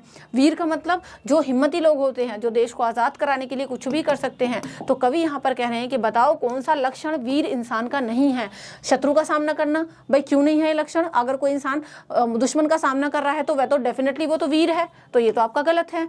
कष्टों से उमंगित होना, यानी कष्ट पाकर भी फिर भी हम जो है उमंगित हो रहे हैं कि कोई बात नहीं हमें कष्ट मिल रहे हैं फिर भी हम देश को आज़ाद कराएंगे, तो ये भी गलत है ना। ये भी जो है वीर का लक्षण होता है। आंधियों से खेलना, भाई कुछ भी हो जाए हम जो है हर तरीके से आंधी तूफान से टकरा जाएंगे, तो ये भी लक्षण होता है किसी वीर इंसान का। तो कौन सा लक्षण यहाँ पर पूछा है कि नहीं है वीर का? तो आंसू बहाना वीर इंसान का लक्षण नहीं है कि रोने गाने बैठ जाओ कि हमसे कुछ नहीं हो पाएगा, हमारा देश आज़ाद नहीं हो रहा, है ना। तो एक हमारी कविता उसमें भी थी, आपकी आई होप आपने 10th क्लास में भी पढ़ी होगी, आह्वान कविता, है ना। तो उसमें मैथिली शरण गुप्त जी ने भी जो है देशवासियों को जो है जगाने के लिए, जगाने का मतलब उनको जो है उनको मोटिवेट करने के लिए बहुत अच्छी कविता लिखी थी, आह्वान। किस किस बच्चे ने पढ़ी है मुझे कमेंट सेक्शन में जरूर बताना, मैंने यूट्यूब पर आपको कई बार अपने चैनल पर पढ़ाई हुई है वो कविता भी, ठीक है। तो उसमें भी काफ़ी इसी तरीके से बताया गया है। अब नेक्स्ट क्वेश्चन है, अंधड़ पर उछल चढ़ोरे, तो इसका क्या भाव है ना। अब 4 ऑप्शन है कि आंधी आने पर भी खेलते रहो, आंधी आ रही है और तुम अपना खेलने में लग रहे हो, इसका मतलब ये नहीं है। मौसम का ध्यान रखो कि भाई मौसम कैसा चल रहा है, तो इसका मतलब ये भी नहीं है। दुश्मन से सावधान रहो, है ना। तो इस कविता में जो हमने ये पढ़ा है इसमें ये है कि जो है अंधड़ पर उछल चढ़ोरे, यानी आंधी भी आ रही है ना उस पर भी उछल के चढ़ जाओ, इसका मतलब है शत्रुओं पर टूट पड़ो। जैसे कि आप देख सकते हैं ये रहा, हमने पढ़ा था इसको कि अंधल पकड़ो अयाल, यानी जैसे शेर की अयाल पकड़ते हैं ना, शेर की अयाल कहा था यहाँ पर, अंधड़ पर उछल चढ़ोरे, है ना। तो मतलब यहाँ पर यह है कि आंधी आने पर भी रुको मत, आंधी की तरह जो है हर चीज़ का सामना खुद कर लो। चलिए अब ये रहा, शत्रुओं पर टूट पड़ो मतलब, ठीक है। अंधड़ पर उछल चढ़ोरे, इसका मतलब है कि शत्रुओं पर टूट पड़ो, दुश्मनों को जो है अच्छे से टक्कर दो। अब देखिए ये रहा नेक्स्ट क्वेश्चन है, दिनकर अपनी भाषा को बनाने में सिद्धहस्त हैं, रिक्त स्थान के लिए उपयुक्त शब्द जो है होगा, कौन सा होगा? दिनकर जी जो अपनी भाषा को ना सिद्धहस्त बनाने में लगे हुए हैं, तो इसका जो है ये रिक्त स्थान के लिए उपयुक्त शब्द होगा लाक्षणिक, इसका राइट आंसर ये है। अब नेक्स्ट क्वेश्चन है, दिनकर के काव्य शिल्प की विशेषता है, मतलब दिनकर जी ने ये लिखा था ऊपर वाला जो हमने पढ़ा है अभी, तो दिनकर के काव्य शिल्प की क्या जो है विशेषता है? 4 ऑप्शन है, स्मृतियों का चित्रण, या फिर वैराग्य और उमंग, या फिर लाक्षणिकता और ओज, या फिर क्रोध और नाराजगी। तो दिनकर के काव्य शिल्प की विशेषता है कि वैराग्य और उमंग। नेक्स्ट है, कवि के अनुसार वीर का भाव नहीं है, वीर का भाव कौन सा नहीं है?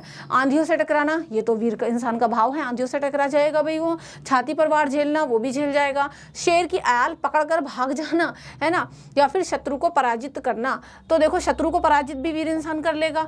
तो ये जो तीनों हैं ये तो ठीक बात है भाई कि भाई वीर का स्वभाव जो है वो शत्रु को पराजित करना भी है, आंधियों से टकराना भी है, छाती पर वार भी झेल लेगा, लेकिन शेर की ऐल को पकड़कर भाग नहीं जाएगा वीर इंसान के, भाग ही गया बस। तो ये आपका नेगेटिव इसमें दिख रहा है, ये आपका जो है रॉन्ग है।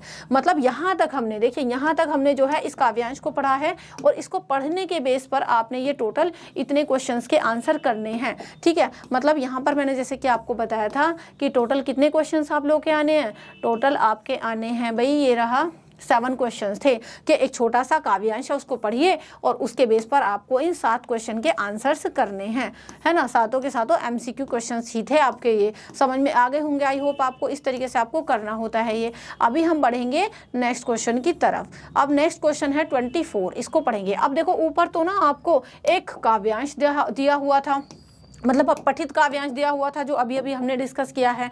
अब इसी तरीके से नेक्स्ट क्वेश्चन में आपको एक पठित काव्यांश देंगे, सॉरी गद्यांश देंगे। काव्यांश ऊपर दे दिया था, अब नेक्स्ट क्वेश्चन में आपको एक गद्यांश देंगे। काव्यांश होता है कविता की फॉर्म में लिखा हुआ, गद्यांश होता है ऐसे ही आपकी कहानी की फॉर्म में लिखा हुआ।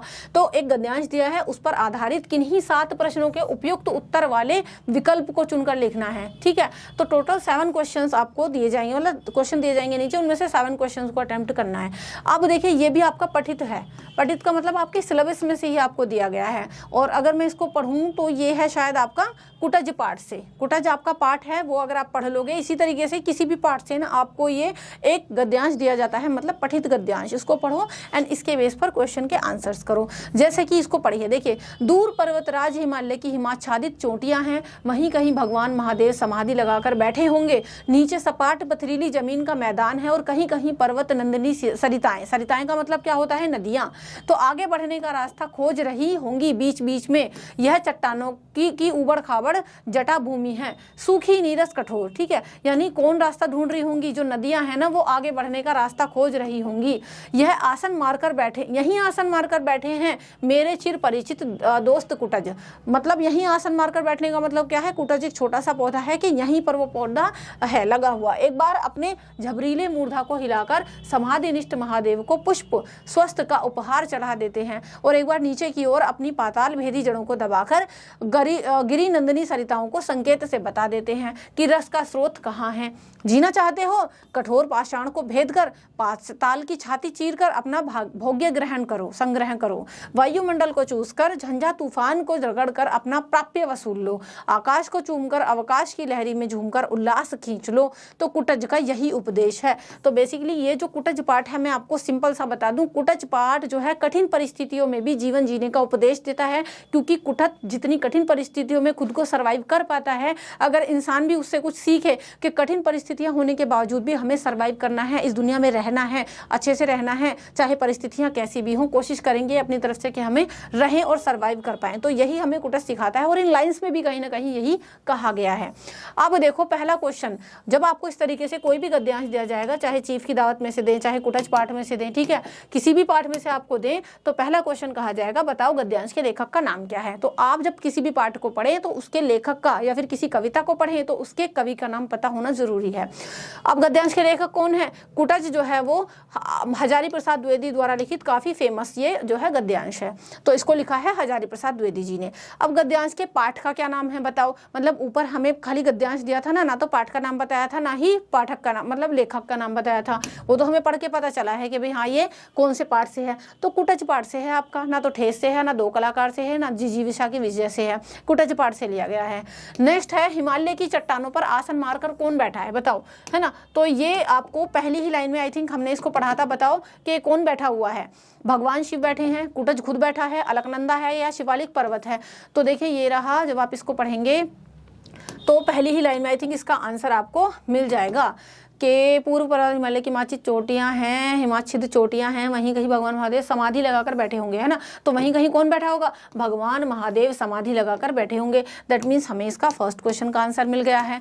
चलिए नेक्स्ट है आपका, ये रहे भगवान शिव बैठे होंगे आपका, तो ये आपका थोड़ा सा गलत हो गया इसको, है ना। तो हिमालय की चट्टानों पर आसन मारकर बैठा कुटज नहीं होगा, ये बैठे होंगे भगवान शिव। नेक्स्ट है पर्वत नंदिनी किसे कहा गया है? तो देखो झंझा तूफान को कहा गया है, पाताल भेदी जड़ों को कहा गया है, नदियों को कहा गया है, या फिर वनस्पतियों को कहा गया है। तो हमने वहीं पर पढ़ा था पर्वत नंदिनी किसको कहा गया है।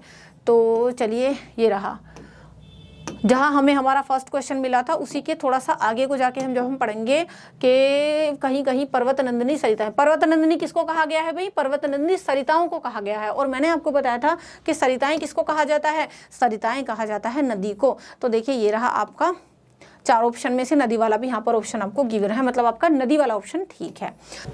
नेक्स्ट क्वेश्चन है भगवान महादेव समाधि लगाए कहाँ विराजमान हैं? कैलाश मानसरोवर पर, पथरीली जमीन पर, बर्फ से ढकी चोटियों पर, या फिर ऊबड़ खाबड़ जमीन पर। देखो जब हमने इस पैराग्राफ को पढ़ा था तो हमने देखा कि जो भगवान हैं हमारे, तो देखो जब हमने इस पैराग्राफ को पढ़ा था तो हमने देखा था कि भगवान महादेव जो है समाधि लगाकर कहाँ बैठे हुए हैं। चलिए इसको हम देख लेते हैं कि दूर पर्वतराज हिमालय की हिमाच्छिद चोटियां हैं, वहीं कहीं भगवान समाधि लगाकर बैठे हैं। यानी कैसी चोटियां हैं ये? हिमाच्छिद यानी हिम से ढकी हुई, ठीक है। तो ये इसका मतलब है बर्फ से ढकी हुई चोटियां हैं। तो आप देख सकते हैं ये रहा इसका आंसर, बर्फ से ढकी हुई चोटियों पर। मूर्धा का अर्थ नहीं है, मूर्धा का अर्थ क्या नहीं है? देखो मूर्धा का मतलब होता है मस्तक, मस्तक यानी सिर सॉरी। नेक्स्ट क्वेश्चन है मूर्धा का अर्थ नहीं है, ठीक है। नहीं वाले क्वेश्चन को आपको ध्यान से करना होता है। अब देखो मस्तक, मस्तक का मतलब मूर्धा होता है, तो ये तो राइट है आपका। और सिर का मतलब भी मस्तक ही होता है, चोटी भी कहीं ना कहीं उससे ही रिलेटेड है। लेकिन जो मुर्दा यानी डेड बॉडी होती है वो मूर्धा से रिलेटेड नहीं है, तो ये आपका राइट आंसर है क्योंकि इसमें नेगेटिव पूछा गया है।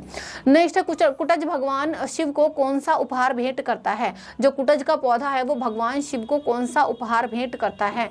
तो ये है पुष्प भेंट करता है, पत्तियां देता है, फल या फिर बेल। तो पुष्प भेंट करता है वो। झंझा का क्या अर्थ है? झंझा का अर्थ देखिए बताइए, ऊपर हमारे पैराग्राफ में कहा गया था झंझा, तो आंधी अर्थ है इसका, हवा अर्थ है, या फिर अग्नि या फिर पानी। तो झंझा का अर्थ होता है आंधी आना, ठीक है, आंधी। नेक्स्ट है हिमाच्छादित। चलिए नेक्स्ट क्वेश्चन देख लेते हैं। नेक्स्ट में आपसे संधि विच्छेद के लिए कहा गया है, संधि विच्छेद करिए किसका? हिमाच्छादित का। तो ये वर्ड है, इसका संधि विच्छेद क्या है ये आपको बताना है, ठीक है। तो हिमा प्लस छादित, या फिर हिम प्लस आच्छादित, या फिर हिमाच्छा प्लस दित, या फिर हिमाच्छ प्लस आदित। इसको आपको ध्यान से करना पड़ेगा क्योंकि इसमें ना आपको ऐसा लगेगा कि अरे 2 या 3 ऑप्शन मुझे ठीक लग रहे हैं, कौन से पे टिक करूं। तो इसका जो राइट है वो है आपका हिम। हिमा नहीं होगा आपका, ना हिमा होगा ना हिमाच्छा होगा, ठीक है, और ना ही हिमाच्छ होगा। तो 6 तक तो आपको आना ही नहीं है। हिम प्लस आच्छिद ये आपका राइट ऑप्शन है, हिम प्लस आच्छिद, इसका संधि विच्छेद ये है। नेक्स्ट है कुटज का वास्तविक संदेश क्या है? कुटज का वास्तविक संदेश क्या है? पहला है कि कठोर पाषाण को भेदो और अपना भाग्य वसूलो, या फिर आंधी तूफान का सामना करके आगे बढ़ो, या फिर पाताल की छाती चीरो और रस प्राप्त करो, या फिर विपरीत परिस्थितियों का सामना कर अपना लक्ष्य प्राप्त करो। जैसे कि मैंने आपको बहुत ही कम शब्दों में इस पाठ का उद्देश्य बताया था कि कुटज हमें सीख देता है, हमें जीवन जीने की सीख देता है कि कितनी भी विपरीत परिस्थितियां हों उनका सामना करो और अपने लक्ष्य को प्राप्त करो। तो कुटज से हम जीवन की ये सीख ले सकते हैं। उस पैराग्राफ को पढ़ने के बाद भी हमें यही बात समझ में आई, और पूरे चैप्टर को जब आप पढ़ेंगे तो डेफिनेटली आपको यही चीज सामने आएगी। चलिए नेक्स्ट क्वेश्चन है व्याकरण संबंधी प्रश्न आपको यहाँ पर दिए जाएंगे। अभी हम लोग धीरे धीरे आ रहे हैं अपने व्याकरण संबंधित प्रश्नों पर, ठीक है। ऊपर हमने अभी तक क्या क्या चीजें पढ़ी हैं एक बार रिमाइंड कर लेते हैं हम। सबसे पहले हमें एमसीक्यू दिए हुए थे लगभग 20, जिसमें आपके कविताओं से और पाठों से रिलेटेड जो है बहुविकल्पीय प्रश्न थे। उसके बाद हमने गद्यांश पढ़ा, फिर जो है काव्यांश और गद्यांश दोनों चीजें पढ़ी, उनसे रिलेटेड भी आपके एमसीक्यू क्वेश्चन ही थे। फिर आपके एक सेंटेंस वाले जो है क्वेश्चन आंसर हमने पढ़े थे। अभी हम आ चुके हैं क्वेश्चन नंबर 25 पर, जहां पर आपसे व्याकरण संबंधी प्रश्न दिए जाएंगे। टोटल 10 प्रश्न आपको करने हैं जो कि 1 नंबर के होंगे, ठीक है। तो इसमें आपको विलोम शब्द भी दिया जाएगा, उपसर्ग प्रत्यय भी दिए जाएंगे, ठीक है, और आपको विराम चिन्ह कहाँ लगाना है इस तरीके के प्रश्न दिए जाएंगे। इसके अलावा आप वाक्य शुद्ध करके लिखिए, तो बहुत ही आसान से दिए जाते हैं व्याकरण के लिए। ऐसा नहीं है कि आप बहुत लंबी चौड़ी व्याकरण पढ़िए, बहुत ही बेसिक से क्वेश्चन आपको दिए जाएंगे। लेकिन अगर आपके पास टाइम है तो आप जो है व्याकरण को पढ़ लेना फिर भी, ठीक है। किस किस टाइप के दिए जाएंगे बस आपको ये ध्यान ध्यान से करिए, इनको कर लोगे तो आपको खुद ही अच्छे से समझ में आ जाएगा कि कैसे क्वेश्चन दिए जाने और हम उनको अटेम्प्ट कैसे कर सकते हैं। टोटल 10 नंबर के दिए जाएंगे, ये आप समझ लो, ठीक है। पहला क्वेश्चन है, इसमें बताइए, अब देखिए क्वेश्चन नंबर 25 है, इसमें क्या प्रश्न है आपका, क्या है, गया है, इसी तरीके से ये 10 प्रश्न आपको दिए जाएंगे। जैसे कि पहला है विलोम शब्द लिखिए अनुराग और उत्कर्ष का। 2 शब्द है, पहला है अनुराग और दूसरा है उत्कर्ष। ऐसे ही कोई भी 2 शब्द आपको दे देंगे और कहा जाएगा विलोम शब्द बताइए। विलोम शब्द का मतलब क्या होता है, उल्टे शब्द, ठीक है, विपरीत शब्द। अब देखिए अनुराग का उल्टा, अनुराग का वैसे तो प्रेम होता है, मतलब प्यार या अनुराग, तो इसका उल्टा कहा जाएगा द्वेष, ठीक है। और उत्कर्ष का हो जाएगा मतलब विलोम शब्द अवनति। तो ये आप इस तरीके से लिख देना एग्जाम में, ऐसे ही आपको लिखने हैं। अब ख में कहा गया है उपसर्ग और प्रत्यय अलग अलग कीजिए। उपसर्ग और प्रत्यय, उपसर्ग यानी ऊपर लगने वाले शब्द आपके, और प्रत्यय का मतलब पीछे लगने वाले शब्द। अब देखो उपसर्ग और प्रत्यय अलग करने हैं, 2 वर्ड हैं, एक तो आकलन, दूसरा है मरियल। आकलन का आपको उपसर्ग भी बताना है और प्रत्यय भी बताना है, और ऐसे ही मरियल शब्द है, इसका भी उपसर्ग भी बताना है और प्रत्यय भी। अब देखो आकलन का उपसर्ग, पहले उपसर्ग लिखोगे, उपसर्ग है आपका आ, उपसर्ग का मतलब जो ऊपर लग रहा है जो आपके शब्द, तो आकलन शब्द में उपसर्ग जो है वो है आ यानी इतना, ठीक है, ये रहा। और पीछे यानी प्रत्यय जो है इसका लन, आप देख सकते हैं, ये रहा आकलन, ठीक है। नए शब्द है आपका, ये रहा जो प्रत्यय है इसका। ऐसे ही दूसरा शब्द है आपका मरियल, मरियल शब्द में है आपका मरियल, तो इसमें उपसर्ग क्या है, इसमें उपसर्ग है मरी और इसका प्रत्यय यानी पीछे जो लग रहा है वो है यल, मरियल। चलिए नेक्स्ट क्वेश्चन है, निम्नलिखित वाक्य में विराम चिन्ह लगाकर फिर से लिखिए और उसे मतलब विराम चिन्ह का मतलब क्या होता है, कहाँ आपको कोमा लगाने हैं, फुल स्टॉप लगाना है या फिर क्वेश्चन मार्क लगाना है, इस तरीके से आपको ये एक सेंटेंस दिया जाता है 1 नंबर का। अब ये वाक्य कौन सा है, आपने उसे क्यों बुलाया, ये वाक्य ये वाला है। इसमें कहा गया है कि इसमें उपयुक्त विराम चिन्ह लगाइए, फिर से इसको लिखिए, ठीक है। ऐसे ही कोई भी आपको सेंटेंस दे दे। अब देखिए आपने उसे क्यों बुलाया, पढ़ के आपको समझ में आ रहा है कि ये कोई इंसान सवाल पूछ रहा है, और जब हम सवाल करते हैं तो हम लगाते हैं क्वेश्चन मार्क इस तरीके से, यानी आपने उसे क्यों बुलाया क्वेश्चन मार्क। तो इसमें बस यही कमी थी कि आपने उसे क्यों बुलाया क्वेश्चन मार्क लगा देना, या फिर हो सकता है कि आप ऐसे इस तरीके से ना विराम चिन्ह लगाना भूल जाएं, तो कोई भी ऐसे ही छोटी सी मिस्टेक देंगे, पर फिर से आपको लिखनी है उसको। नेक्स्ट है निम्नलिखित वाक्य को शुद्ध करके फिर से लिखिए, ठीक है। शुद्ध करने का मतलब कोई भी ना एक सेंटेंस दे देंगे कुछ भी उल्टे सीधे तरीके से, जैसे कि मैं अखबार पढ़ा, है ना, या फिर तुम संतरा खाई, मतलब इस तरीके से ना कोई भी आपको सेंटेंस दे देंगे उल्टा सीधा, पढ़ के आपको समझ में आ जाएगा कि अरे तो गलत है, इसको इस तरीके से बोलना है, ऐसे लिखना है इसको। जैसे कि सच में क्या तुमने प्रथम स्थान मिला है। अब देखो इसको ऐसे कौन बोलता है कि सच में क्या तुमने प्रथम स्थान मिला है, इसको ऐसे बोलते हैं कि सच में क्या तुम्हें प्रथम स्थान, या तो ऐसे बोलेंगे कि भाई सच में क्या तुम्हें प्रथम स्थान मिला है, या तो ऐसे बोलेंगे, इसको लिखेंगे, है ना, या फिर लिखेंगे कि सच में क्या तुमने प्रथम स्थान पाया है ना, या तुम्हें प्रथम स्थान मिला है, ऐसे बोल सकते हैं। पर ऐसे कोई नहीं बोलता कि सच में क्या तुमने प्रथम स्थान मिला है। चलिए अगला है आपका निम्नलिखित शब्दों को शुद्ध रूप लिखिए। शुद्ध रूप का मतलब कोई ग्रामेटिकल मिस्टेक दे देंगे हिंदी में, आपको कहीं छोटे की मात्रा की जगह बड़ी लगानी है, कहीं अंक की बिंदी नहीं दी हुई है वो आपको लगानी है, बस ऐसे ही देंगे, ठीक है। जैसे कि शुद्ध रूप, ये 2 वाक्य हैं आपके, पहला है शांति, दूसरा है उज्ज्वल, ठीक है। तो देखो शांति जब आप लिखते हैं ना तो इसमें आपकी ना छोटी ई की मात्रा लगती है इधर से, अब इसमें लिख रही है बड़ी, आपको ये लिखना है शांति, ये रहा। तो शांति का शांति हो रहा है ये, और इसका जबकि सही है शांति। और ऐसे ही आपका उज्ज्वल है ना, तो उज्ज्वल का जो है आपका राइट ये उज्ज्वल ही है, तो ये थोड़ा मिसप्रिंट है, ये कुछ और लिख रहा होगा, यहाँ पर आपको उज्ज्वल लिखना है, उज्ज्वल। चलिए नेक्स्ट है आपका मिश्र वाक्य में रूपांतरित कीजिए। प्रधानाचार्य के आते ही प्रार्थना शुरू हो गई, इसको मिश्र आपको जो है क्या करना है, मिश्र वाक्य में रूपांतरित करना है। अब कैसे करना है, जब प्रधानाचार्य आए तब प्रार्थना शुरू हुई, तो ये आपने इसको एक सेंटेंस को तोड़ के 2 जगह जो है इसको लिख दिया, यानी मिश्र वाक्य में लिख दिया। पहले क्या था, ये पहले था ये सरल वाक्य कि प्रधानाचार्य के आते ही प्रार्थना शुरू हो गई। नेक्स्ट है कर्तव्यवाच्य में बदलिए, रूपाली द्वारा कढ़ाई की जाती है। तो जैसे कि इंग्लिश में आप करते हो ना एक्टिव पैसिव, है ना, एक्टिव पैसिव, तो उसमें क्या होता है, इसमें देखिए कर्तवाच्य में बदलना है आपको, रूपाली द्वारा कढ़ाई की जाती है। तो इसमें आपको बताना है कि रूपाली कढ़ाई करती है, तो इसमें कर्तवाच्य यानी कर्ता क्या काम कर रहा है वो आपको बताना है। इस तरीके से कोई सेंटेंस देंगे आपको। अब नेक्स्ट क्वेश्चन देख लेते हैं। नेक्स्ट में है संधि विच्छेद कीजिए, ठीक है। संधि विच्छेद मतलब आपको तोड़ना है शब्दों को, है ना। तो यहाँ पर दो शब्द दिए हुए हैं, पहला है देवासुर और दूसरा है पुस्तकालय। अब जब आप देवासुर का संधि विच्छेद करेंगे तो कैसे करेंगे, देवासुर का संधि विच्छेद देव प्लस आसुर, दूसरा है पुस्तकालय, इसको करेंगे आप पुस्तक प्लस आल्य, पुस्तकालय। चलिए नेक्स्ट है विग्रह सहित समास का नाम लिखिए। ठीक है, तो नीलकमल या दिन रात। तो देखो विग्रह सहित जब समास का नाम लिखेंगे, पहला है आपका नीलकमल, इसमें है आपका द्वंद्व समास। ठीक है, दूसरा है आपका दिन रात, तो दिन प्लस रात, इसमें है आपका द्वंद्व समास। नेक्स्ट है ईन प्रत्यय से कोई दो नए शब्द बनाइए। प्रत्यय जैसे कि मैंने आपको बताया था, जो शब्द पीछे लगते हैं। अब जैसे कि पहला है आपका शोकईन यानी शौकीन। ठीक है, तो इसमें प्रत्यय क्या है आपका ईन, तो ऐसे शब्द बनाने हैं आपको जिनमें प्रत्यय आ रहे हो, पीछे आ रहे हो, नए शब्द बनाने हैं। अब दूसरा है नमकीन यानी नमकीन, तो इसमें भी आपका ईन आ रहा है लास्ट में। ऐसे ही दो शब्द आपको लिखने हैं।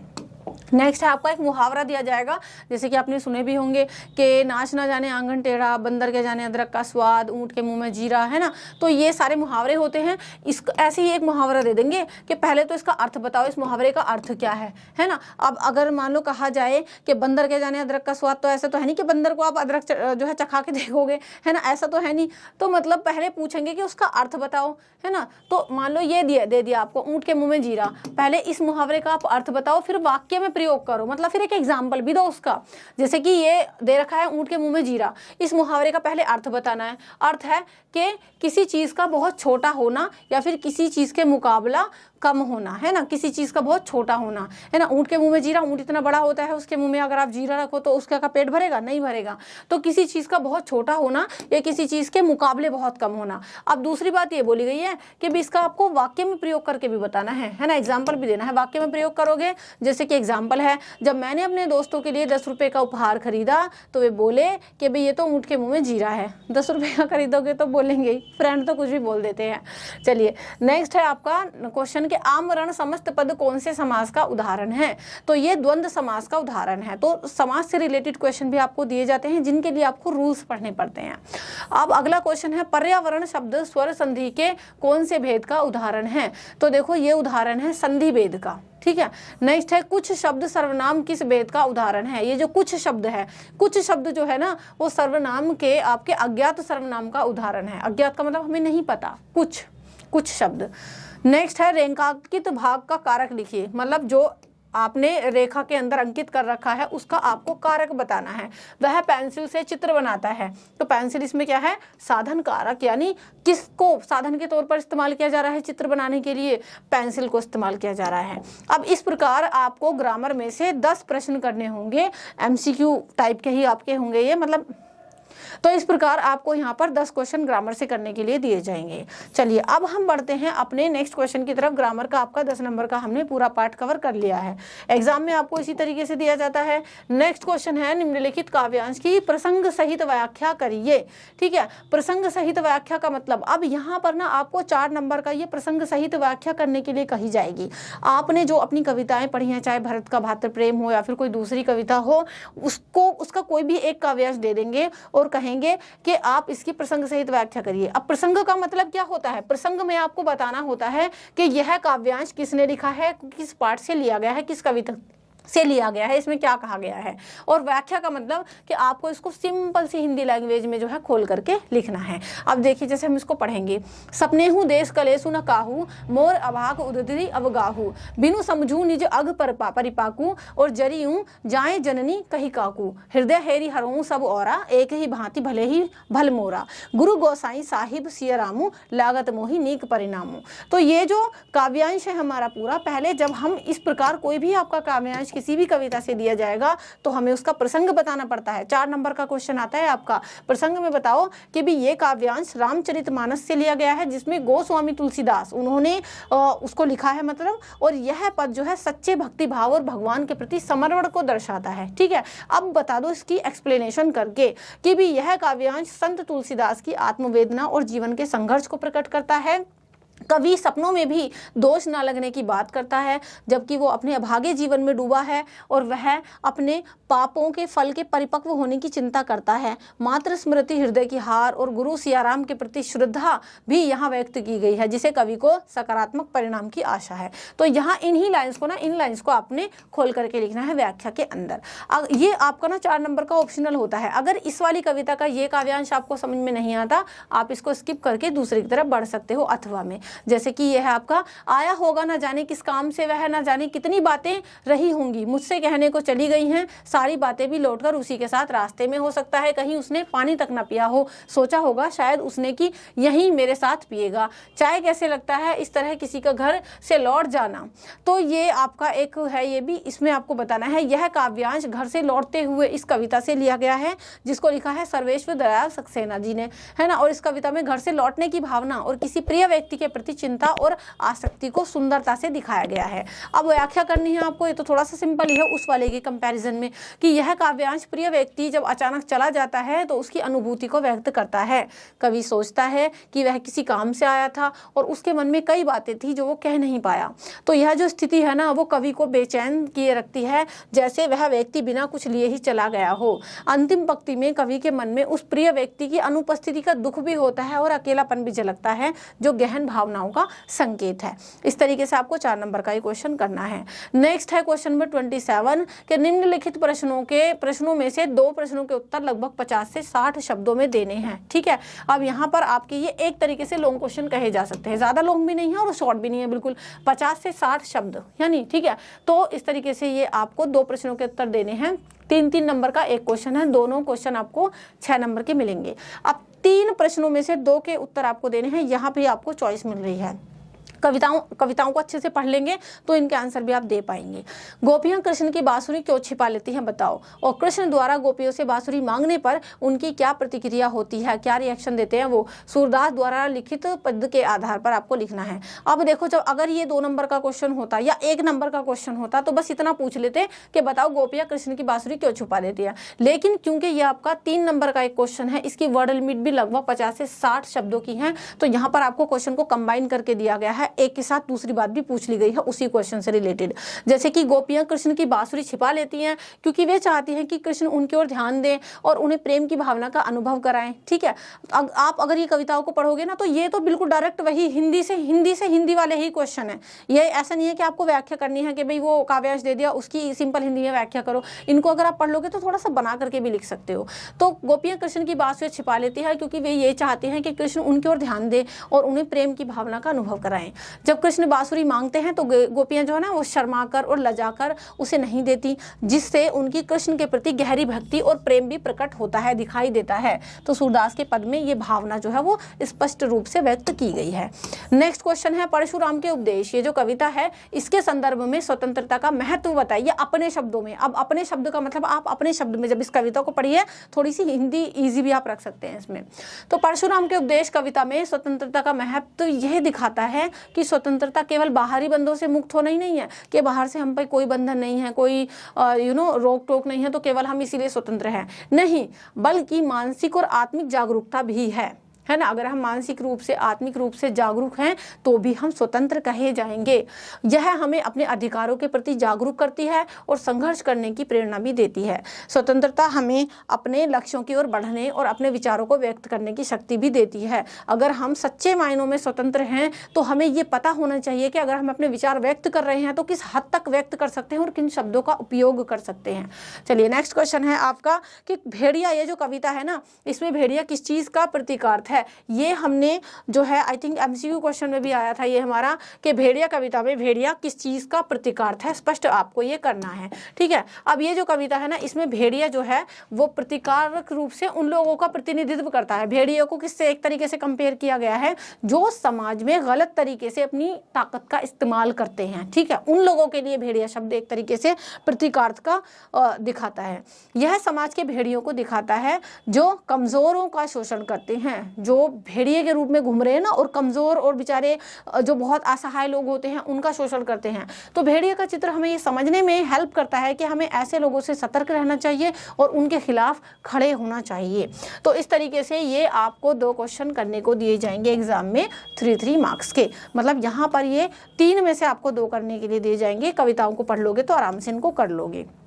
चलिए, अब नेक्स्ट क्वेश्चन है आपका कि निम्नलिखित काव्यांश को ध्यान से पढ़िए और दिए गए प्रश्नों के उत्तर दीजिए। एक काव्यांश दे देंगे कविता की फॉर्म में, 5 नंबर के 5 क्वेश्चन दिए जाएंगे, जैसे कि आंसू से भाग्य पसीजा है, हे मित्र कहाँ इस जग में, नित यहाँ शक्ति के आगे दीपक जलते पग पग में, कुछ तनिक ध्यान से सोचो धरती किसकी हो पाई, मधुमास मधुर रुचिकर है पर पतझर भी आता है, जग रंग मंच का अभिनय है, जो आता है सो जाता है। ठीक है, जो आता है वो जाता भी है, सचमुच वही है जीवित है जिसमें कुछ बल विक्रम है, पल पल घुड़दौड़ यहाँ है, बल पौरुष का संगम है, दुर्बल को सहज मिटाकर चुपचाप समय खा जाता है, और वीरों के ही गीतों को इतिहास सदा दोहराता है। फिर क्या विषाद भय चिंता, जो होगा सब सह लेंगे, परिवर्तन की लहरों में जैसे होगा बह लेंगे। बस ठीक है, तो यहाँ भी कहीं ना कहीं आज़ादी है ना, और ऐसे ही कुछ जो है मोटिवेशनल लाइन्स हमें पढ़ने को मिली हैं।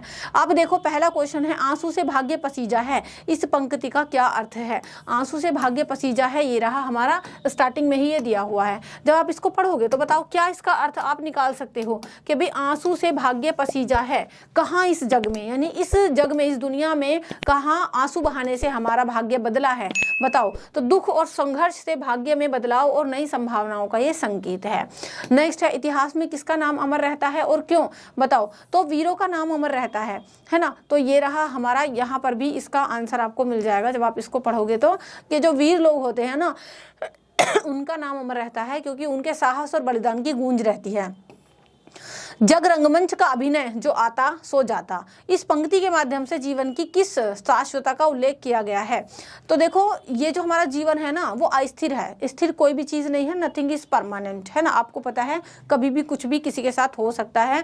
तो ये जीवन की अस्थिरता है और परिवर्तनशीलता को दर्शाता है कि सब कुछ क्षणिक है ना। जग रंगमंच का अभिनय, जग रंगमंच का अभिनय, ये रहा आपका यहाँ पर दिया हुआ था कि बताओ इसका क्या मतलब है। ये आपसे यहाँ पर जो है पूछा है कि ये जो जग है ना वो रंगमंच का अभिनय है, ऐसा लग रहा है कोई नाटक चल रहा है, जो इंसान आ रहा है दुनिया में उसको जाना भी है। ठीक है, तो ये यही पूछा है कि दुनिया में कुछ भी परमानेंट नहीं है। नेक्स्ट है, मधुमास मधुर रुचिकर है पर पतझर भी आता है। ये लाइन आपको दी हुई है कि इस पंक्ति का भाव स्पष्ट करिए। तो मधुमास मधुर रुचिकर है, मतलब जब अच्छा है तो हमें सब कुछ अच्छा लगता है, लेकिन पतझर भी तो आता है, यानी दुख भी तो आते हैं। जीवन में दुख और सुख दोनों आते हैं, हमें दोनों को एक्सेप्ट करना चाहिए। क्या आपको भी ऐसा लगता है कि समय की दौड़ में दुर्बल व्यक्ति टिक पाना कठिन है, दुर्बल व्यक्ति का टिक पाना कठिन है? तो देखो हाँ, जो इंसान दुर्बल है किसी भी तरीके से वो टिक नहीं पाता, टिक पाना उसके लिए कठिन होता है, क्योंकि इस दुनिया में टिकने के लिए हर प्रकार से शक्ति की आवश्यकता होती है, शक्ति जरूरी है। ठीक है, तो दुर्बल व्यक्ति के लिए टिक पाना कठिन तो होता ही है। इस तरीके से आपको ये क्वेश्चन दिया जाएगा, मतलब इसमें आपको एक काव्यांश दिया जाएगा, 5 क्वेश्चन आपको करने होंगे 1-1 नंबर के इससे रिलेटेड। चलिए अगले क्वेश्चन की ओर बढ़ते हैं। क्वेश्चन 29 है। अब यहाँ से ऊपर तो आपको काव्यांश दिया गया था, यहाँ पर आपको एक गद्यांश दिया जाएगा इस तरीके से कि इसको पढ़ो और इसकी सप्रसंग व्याख्या करो। ठीक है, जैसे हमने कविता का नाम, कवि का नाम किसने लिखा, क्या कहा गया वो पढ़ा था, ऐसे ही यहाँ पर एक गद्यांश देंगे और इसका भी प्रसंग भी बताना है किसने लिखा है, किस पाठ से है, और फिर इसकी व्याख्या भी करनी है। चलो इसको पढ़ते हैं। ठीक है, मेरे मन में सावरकर के प्रति पूर्वाग्रह था क्योंकि उनका संबंध हिंदू महासभा से रहा। मैंने यह नहीं सोचा कि एक रूप में अपनी अस्मिता की तलाश सांप्रदायिकता नहीं, कम से कम ऐसा व्यक्ति सांप्रदायिक नहीं हो सकता जिसने देशभक्ति की इतनी बड़ी सजा भोगी हो। अब देखो यह गद्यांश ना सावरकर नामक लेख से लिया गया है जिसे गुलजार द्वारा लिखा गया है। पहली बात आपको ये दोनों चीजें लिखनी है, किसके अंदर, प्रसंग के अंदर। उसके बाद बताना है कि इस गद्यांश में जो हमने पढ़ा है ना, इसमें लेखक सावरकर के प्रति अपनी पूर्वाग्रह को व्यक्त कर रहा है। लेखक ने पहले सावरकर को हिंदू महासभा से जोड़ करके सांप्रदायिक माना। अब देखो व्याख्या इसकी क्या है कि इस गद्यांश में लेखक सावरकर के प्रति अपने पूर्वाग्रह को व्यक्त कर रहा है। लेखक ने पहले सावरकर को हिंदू महासभा से जोड़ करके सांप्रदायिक माना, लेकिन अब वो ये समझता है कि देशभक्ति के लिए इतनी बड़ी सजा भोगने वाला व्यक्ति सांप्रदायिक तो नहीं हो सकता। ठीक है, यह विचार उसकी सोच में परिवर्तन का संकेत है और इस बात को दर्शाता है कि अस्मिता की तलाश कभी कभी गलतफहमियों का कारण बन सकती है। तो इस तरीके से आपको एक गद्यांश जो दिया जाएगा ना, ये भी ऑप्शनल होगा। अगर ये समझ में नहीं आता तो दूसरा भी आप पढ़ सकते हैं। जैसे कि ये वाला है कि उनके मानसिक जगत में हीनता की किसी ग्रंथि के लिए अवकाश नहीं रहा। घर से बाहर बैठकर वो कोमल और ओज भरे छंद लिखने वाले हाथों से गोबर के कंडे पाथती थी। घर के भीतर तन्मयता से आंगन लीपती थी, बर्तन मांजती थी। आंगन लीपने की कला में मेरा भी कुछ प्रवेश था, अतः हम दोनों प्रतियोगिता के लिए आंगन के भिन्न छोरों से लीपना आरंभ करते थे। है ना, तो गाँव की याद दिला दी इस पैराग्राफ ने तो मुझे कि भाई कैसे आंगन को लीपती हैं जो गाँव की महिलाएं होती हैं, है ना, और उससे भीनी भीनी खुशबू आती है। अगर आपके यहाँ भी अभी ऐसा होता है, आंगन की लिपाई होती है, तो मुझे कमेंट करके बताइएगा ज़रूर। आप कहाँ से हैं ये भी मुझे कमेंट सेक्शन में बताइएगा, है ना, किस सिटी से हैं, किस स्टेट से हैं। मुझे काफ़ी अच्छा लगता है जानना कि हमारे बच्चे हमें कहाँ से देख रहे हैं। प्रसंग है यह गद्यांश बच्चों की बातें इस लेख से लिया गया है जिसे गुलजार द्वारा लिखा गया है। इसमें आपको देखो बताना है गद्यांश प्रसंग में मैंने आपको कहा था ना, यही बताना है कि भाई आप बताओ कि किस पाठ से लिया गया है या किस कविता से लिया गया है और इसके लेखक या कवि कौन है। तो देखो ये है, आपको बता दिया कि बच्चों की बातें इस जो है लेख से लिया गया है, गुलजार द्वारा इसके लिखा गया है। और इस गद्यांश में लेखक ने अपने घरेलू जीवन और माता के प्रति अपनी भावना का बहुत ही सुंदर चित्रण किया है। व्याख्या क्या है? व्याख्या तो इसकी खैर पढ़ने से भी समझ में आ रही है, काफी ईजी है कि इस गद्यांश में एक महिला के आत्मनिर्भरता और कार्यकुशलता को चित्रित किया गया है। लेखक ने उसकी मेहनत को दर्शाया है और ये बताया है कि घर के कामकाज के साथ साथ रचनात्मकता में भी वो लिप्त थी। वह गोबर के कंडे पाथकर और आंगन लीप कर न केवल घरेलू कार्य कर रही थी बल्कि उसमें आनंद और प्रतियोगिता की भावना भी थी। तो इस गद्यांश में महिला की क्षमता और समर्पण को उजागर किया गया है। तो इस तरीके से दो आपको ये पैसेज यानी दो जो है गद्यांश दिए जाएंगे जिसमें से आपको एक करना होगा। ठीक है, चलिए नेक्स्ट क्वेश्चन है क्वेश्चन 30। यहाँ पर आपसे कहा गया है कि भाई निम्नलिखित में से किन्हीं दो प्रश्नों के उत्तर लगभग 50 से 60 शब्दों में दो। अब ऊपर भी आपको इस तरीके से ही दो प्रश्न दिए थे ना, है ना, 50 से 60 शब्दों में, और वो भी आपके दो प्रश्न 3-3 नंबर के ही थे, लेकिन वो दोनों आपके कविताओं में से, आप ध्यान रखो वो कविताओं में से थे। अभी ये जो दो क्वेश्चन है ना ये आपके पाठों में से है। जैसे कि पहला क्वेश्चन है चीफ की दावत में से, दूसरा है रीढ़ की हड्डी से, तीसरा है पीढ़ियां और गिट्टियां, इन पाठों से। ठीक है, तो 3 में से आपको 2 करने हैं। चलो फर्स्ट क्वेश्चन पढ़ लेते हैं। अगर इन लेसनों को अपनी कविताओं को पढ़ लोगे, मैं फिर से आपको वही बार बार चीज़ बोल रही हूँ, उनको पढ़ लोगे तो आराम से आप क्वेश्चन को अटेम्प्ट कर पाओगे। चीफ की दावत, इस कहानी में शामनाथ अपनी माँ के साथ किस तरीके का व्यवहार करता है और उससे उसके चरित्र के बारे में क्या पता चलता है। देखो एक सिंगल क्वेश्चन नहीं है, यहाँ भी 2 चीज़ें पूछी है ना, ताकि कम से कम 50 से 60 शब्दों में आप इसको लिख पाओ। तो देखो चीफ की दावत में शामनाथ ना अपनी माँ के प्रति सम्मान और प्यार दिखाता है। वो अपनी माँ की बातों का ध्यान रखता है और उनके अनुभव का सम्मान करता है। तो इससे ये पता चलता है कि वह एक संवेदनशील और जिम्मेदार युवक है जो पारिवारिक संबंधों को महत्वपूर्ण मानता है। नेक्स्ट है रीढ़ की हड्डी। तो इस एकांकी के शीर्षक की सार्थकता आपको सिद्ध करनी है। तो देखो रीढ़ की हड्डी मतलब ये जो नाम दिया गया है इसको, इसके बारे में बताइए कितना एप्रोप्रिएट है नाम। तो रीढ़ की हड्डी एकांकी का शीर्षक उसके केंद्रीय विषय को उजागर करता है, मतलब जिस बारे में जो मेन इसकी थीम है लेसन की, इसको उजागर कर रही है यह शीर्षक व्यक्ति के साहस, संघर्ष और मानसिक मजबूरी का प्रतीक है। जैसे रीढ़ की हड्डी शरीर को क्या करती है, हमारे जो रीढ़ की हड्डी होती है वो हमारे शरीर को स्थिरता प्रदान करती है ना। तो उसी प्रकार ये नाटक के पात्रों को अपने मूल्यों और सिद्धांतों के लिए खड़ा होने की प्रेरणा देता है। नेक्स्ट है आपका पीढ़ियां और गिट्टियां। इस पाठ के आधार पर लिखिए कि जो पुरानी पीढ़ी होती है वो नई पीढ़ी के दायित्व क्यों नहीं सौंपना चाहती, जो पुरानी पीढ़ी होती है वो नई पीढ़ी को दायित्व क्यों नहीं सौंपना चाहती, है ना। तो इससे युवा पीढ़ी किस तरीके से प्रभावित होती है। पीढ़ियां और गिट्टियां, जब हमने इस पाठ को पढ़ा तो इसमें ये पाया कि जो पुरानी पीढ़ी होती है वो नई पीढ़ी को कोई जिम्मेदारी नहीं सौंपना चाहती, क्योंकि उन्हें युवा पीढ़ी की क्षमता पर, उनकी एबिलिटी पर डाउट है, शक है। ठीक है, तो इस संकोच से जो युवा पीढ़ी होती है ना वो आत्मसम्मान और आत्मविश्वास की कमी महसूस करती है, जिससे उनकी विकास प्रक्रिया बाधित होती है और वो अपने विचारों को ना व्यक्त ठीक से नहीं कर पाते, व्यक्त करने में असमर्थ होते हैं। तो ये इस तरीके से आपको 3 प्रश्न दिए जाएंगे, जिनको में से आपको 2 प्रश्न करने हैं आपके पाठों में से।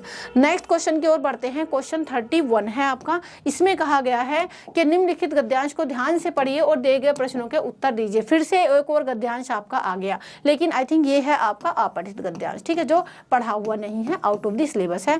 कुछ बच्चों के लिए तो पढ़े और बिना पढ़े, मतलब पठित और अपठित सब बराबर होते हैं, है ना। आपको पता है ना वो स्टूडेंट कौन होते हैं, मतलब जो पढ़ते ही नहीं अपने बुक के भी, उनके लिए तो भाई क्या पठित और क्या अपठित। बट आप ऐसे नहीं होगे ना, है ना, आप तो पढ़ते हो ना, चलिए, तो देखो ये रहा, आत्मनिर्भरता का अर्थ है अपने ऊपर निर्भर रहना। सिंपल सी बात है, अगर आप अपने ऊपर निर्भर हो इसका मतलब क्या है, आत्मनिर्भर यानी सेल्फ डिपेंडेंट। तो जो इंसान दूसरों के मुंह को नहीं ताकते वे ही आत्मनिर्भर होते हैं, दूसरों की तरफ नहीं देखते। वस्तुतः आत्मविश्वास के बल पर कार्य करते रहना आत्मनिर्भरता है। आत्मनिर्भरता का अर्थ ये है कि समाज, निज तथा राष्ट्र की आवश्यकताओं की पूर्ति करना। आत्मनिर्भरता का क्या मतलब है कि इंसान समाज की आवश्यकताओं की पूर्ति कर रहा है, अपनी निजी जरूरतों को पूरा कर रहा है और राष्ट्र की आवश्यकताओं की पूर्ति भी कर रहा है। व्यक्ति, समाज और राष्ट्र में आत्मविश्वास की भावना आत्मविश्वास का प्रतीक है। स्वावलंबन, स्वावलंबन का मतलब ये है कि खुद के आलंब पर होना, अपने पैरों पर खुद खड़ा होना। तो ये भी जीवन की सफलता की पहली सीढ़ी है। सफलता प्राप्त करने के लिए व्यक्ति को स्वावलंबी जरूर होना चाहिए। स्वावलंबन व्यक्ति, समाज और राष्ट्र के जीवन में सर्वांगीण सफलता प्राप्ति का महामंत्र है। तो स्वावलंबन जीवन का अमूल्य आभूषण है ना। अगर हम खुद के पैरों पर खड़े हुए हैं तो हमारे जीवन का सबसे बड़ा आभूषण, सबसे बड़ा मूल्य यही है, आभूषण है ये। वीरों और कर्मियों का इष्ट देव है, सर्वांगीण उन्नति का आधार भी है। आत्मनिर्भर बनकर हार्दिक आनंद प्राप्त करो। स्वावलंबन के अनेक उदाहरण भी देखने को मिलते हैं। पेड़ पौधों व पशु पक्षियों में तो स्वावलंबन कूट कूट कर भरा है। भाई पेड़ पौधे पशु पक्षी बिल्कुल खुद पर ही तो डिपेंड होते हैं, किसी और पर थोड़ी होते हैं वो, है ना। खुद अपना जीवन जीते हैं, जैसे कि कुटच पाठ में हमने पढ़ा था। पौधे अपना भोजन खुद बनाते हैं, सूरज से प्रकाश, चंद्रमा से रस और धरती से जल प्राप्त करके खुद बढ़ते जाते हैं पौधे। पशु पक्षी जरा से बढ़े हुए नहीं कि निकल पड़ते हैं अपने भोजन की तलाश में, है ना। तो पशु पक्षी जो होते हैं ना, छोटे छोटे ही होते हैं वो बेचारे, तो उनको मतलब छोड़ देते हैं उनके पेरेंट्स के, भाई अपना दाना पानी खाओ तुम खुद। चलिए, अब इसके बेस पर ये आसान सा ही होता है, इसके बेस पर कुछ क्वेश्चंस आपको दिए जाते हैं। जैसे कि पहला क्वेश्चन है कि आत्मनिर्भरता का बताओ क्या अर्थ है। जैसे कि हमने पढ़ा, आत्मनिर्भरता का अर्थ है खुद पर निर्भर रहना और दूसरों की मदद ना लेना। ये रहा, पहला ही है। तो देखिए इसका आंसर आपको फर्स्ट लाइन में ही मिल जाएगा कि आत्मनिर्भरता का अर्थ है अपने ऊपर निर्भर रहना, दूसरों के मुंह नहीं ताकना, दूसरों की हेल्प नहीं लेना। गद्यांश में जीवन में सफलता का मूल मंत्र किसे माना गया है। तो देखो, इस स्वावलंबन को सफलता का मूल मंत्र माना गया है, जैसे कि हमने ये पढ़ा था। ये रहा, ये भी आपको दिया गया है। स्वावलंबन का मतलब होता है यानी खुद पर आप जो है डिपेंड हो, अपने पैरों पर आप खड़े हुए हो। स्वावलंबन, ये रहा नीचे है, सफलता की पहली सीढ़ी है ना। तो ये भी आपका क्वेश्चन है इस तरीके से, क्योंकि आत्मविश्वास हमारा बढ़ाता है। अगला है, स्वावलंबन के लिए गद्यांश में प्रयुक्त विशेषण उपमा को स्पष्ट कीजिए। तो देखो, एक आपका विशेषण इसमें दिया गया है कि जो स्वावलंबी लोग होते हैं ना, जो स्वावलंबन से जीते हैं, तो अमूल्य आभूषण और महामंत्र, ये कुछ वर्ड हैं जो इस स्वावलंबन के महत्व को इन वर्डों से दर्शाया गया है। ठीक है, तो ये वर्ड आप देख सकते हैं, ये रहा। तो ये वर्ड आपके ये रहे कि स्वावलंबन जीवन का अमूल्य आभूषण है। ठीक है, तो ये इस तरीके से वर्ड आपको दिए हुए हैं। नेक्स्ट आपका क्वेश्चन है, गद्यांश में पेड़ पौधे और पशु पक्षियों का उल्लेख क्यों किया गया है। क्यों किया गया, अभी लास्ट में हमने पढ़ा है ना कि पेड़ पौधे और पशु पक्षियों का उल्लेख स्वावलंबन के प्राकृतिक उदाहरणों के रूप में किया गया है कि भाई कुछ प्रकृति से सीख ले लो, वो भी अपने पैरों पर है। चलिए नेक्स्ट है, आप सफलता का मूल मंत्र किसे मानते हैं, और तर्कपूर्ण उत्तर देना है। तो देखो, कठिन परिश्रम को, हमने इस पूरे पैराग्राफ को पढ़ा और हमें पता चला कि अगर आप कठिन परिश्रम करते हो प्लस खुद के पैरों पर खड़े हो, आत्मनिर्भर हो, तो यही आपकी सफलता का मूल मंत्र है और ये जरूरी भी है। अब देखिए अगला क्वेश्चन है, निम्नलिखित प्रश्नों के उत्तर लगभग 50 से 60 शब्दों में आपको देने हैं। यहाँ से आपको एक राइटिंग क्वेश्चन दिया जाएगा, राइटिंग सेक्शन का।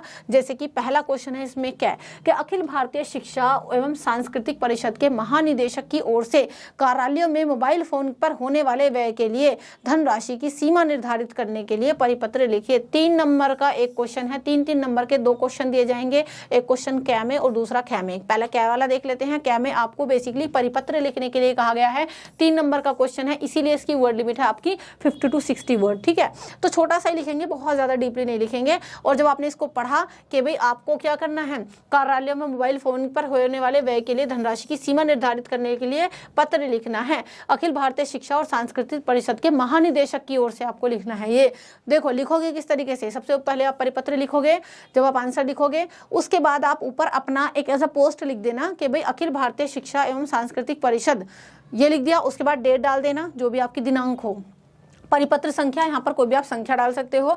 उसके बाद आप बताना है, ये आपकी मेन जो है आपका परिपत्र है लिखा हुआ 3 से 4 लाइन में आप इसको लिख सकते हैं। तो इस तरीके से 50 से 60 वर्ड लिमिट आपकी हो जाएगी।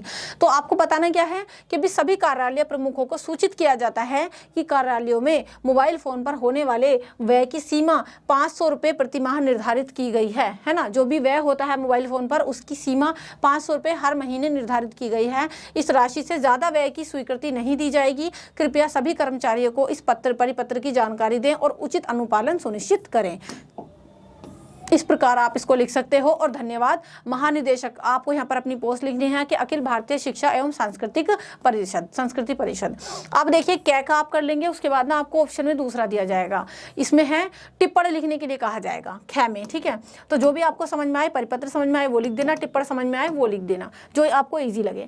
सरकारी कार्यालय के सहायक अधिकारी द्वारा BA की पढ़ाई करने के लिए उच्च अधिकारी को टिप्पणी लिखा गया था, उसके प्रत्युत्तर में अधिकारी द्वारा टिप्पणी लिखी। मतलब एक टिप्पणी सरकारी कार्यालय के सहायक अधिकारी द्वारा लिखा गया, क्या लिखा उन्होंने, BA की पढ़ाई पूरी करने के लिए किसको लिखा, उच्च अधिकारी को लिखा, ठीक है, उन्होंने लिखा था। तो उसके प्रति उत्तर में अधिकारी द्वारा, मतलब ये उच्च अधिकारी द्वारा आपको उनकी तरफ से क्या करना है, रिप्लाई लेटर लिखना है। तो लिखने का तरीका क्या है, सबसे पहले टिप्पणी, उसके बाद दिनांक डाल देंगे, उसके बाद सेवा में किसको लिख रहे हो, उच्च अधिकारी का नाम लिख देना, फिर पद नाम लिख देना, विषय क्या है, BA की पढ़ाई हेतु अनुमति, ठीक है। उसके बाद आदरणीय महोदय या महोदया, आपका पत्र मुझे मिला, आपकी शिक्षा के प्रति उत्साह सराहनीय है, BA की पढ़ाई के लिए आवश्यक अनुमति दी जाती है, कृपया अध्ययन की समय सारणी एवं अन्य आवश्यक विवरण प्रस्तुत करें, आपके शैक्षणिक विकास को लेकर हम प्रतिबद्ध हैं, धन्यवाद। अपना नाम लिख दीजिएगा, सहायक अधिकारी और विभाग का नाम। अब आते हैं क्वेश्चन जो हमारा नेक्स्ट है, वो है क्वेश्चन नंबर 33। तो क्वेश्चन 33 में आपको क्या कहा जाएगा कि निम्नलिखित प्रश्नों के उत्तर लगभग 50 से 60 शब्दों में लिखने हैं। मतलब आपकी वर्ड लिमिट 50 से 60 शब्द रहेगी और 3-3 नंबर के 2 प्रश्न आपको करने के लिए दिए जाएंगे। यहाँ पर आई थिंक आपको ऑप्शन दिया जाएगा कै खे गे करके, 3 में से 2 आप कर देना। जैसे कि पहला क्वेश्चन है, ये क्वेश्चन भी आपको कहाँ से दिए जाएंगे, राइटिंग सेक्शन से ही दिए जाएंगे, ठीक है। ऊपर हमने अपनी कविताओं से रिलेटेड प्रश्न, अपने पाठों से रिलेटेड प्रश्न सब पढ़ लिए, अभी हमें नीचे जो है राइटिंग सेक्शन के प्रश्न दिए जा रहे हैं। पहला है कार्यालय हिंदी किसे कहते हैं, बताओ, इसकी 2 विशेषताएं लिखिए। तो देखो जो कार्यालय हिंदी होती है ना, वो ऐसी हिंदी होती है जो सरकारी और व्यावसायिक कामकाज में प्रयोग की जाती है, ठीक है। हमारी जो आम भाषा होती है, हम घर में इस्तेमाल करते हैं, वो भाषा थोड़ी हम अलग होती है। जो कि कार्यालय हिंदी वो होती है जो सरकारी और व्यावसायिक कामकाज में इस्तेमाल की जाती है। और ये हिंदी कैसी होती है, स्पष्ट होती है, क्लियर होती है, संक्षिप्त यानी कम शब्दों में, ऐसा नहीं आप दुनिया भर की जो है बकवास करे जाओ, और औपचारिक होती है, फॉर्मेलिटी के साथ आपको ये बोलनी होती है।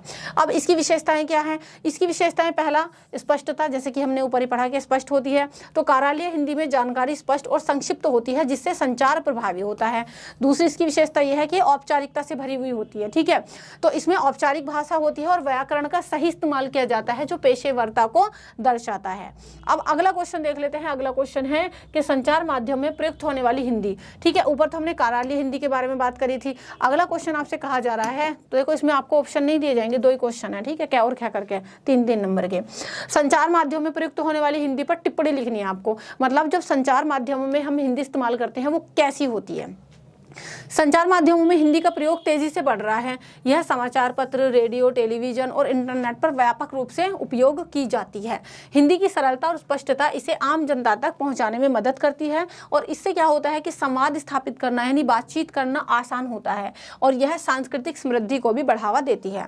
हिंदी का प्रभाव क्षेत्र बढ़ते हुए संचार माध्यमों में विविधता और जनसंख्या की जरूरतों को दर्शाता है। तो ये है हमारी कि संचार माध्यम में प्रयुक्त हिंदी कैसी होती है। चलिए, अब ये हमने देख लिए हैं 3-3 नंबर के 2 क्वेश्चन। अगला क्वेश्चन सबसे लॉन्ग क्वेश्चन की कैटेगरी में है। तो ये है आपका क्वेश्चन 34, जहां पर आपको 2 प्रश्न दिए जाएंगे।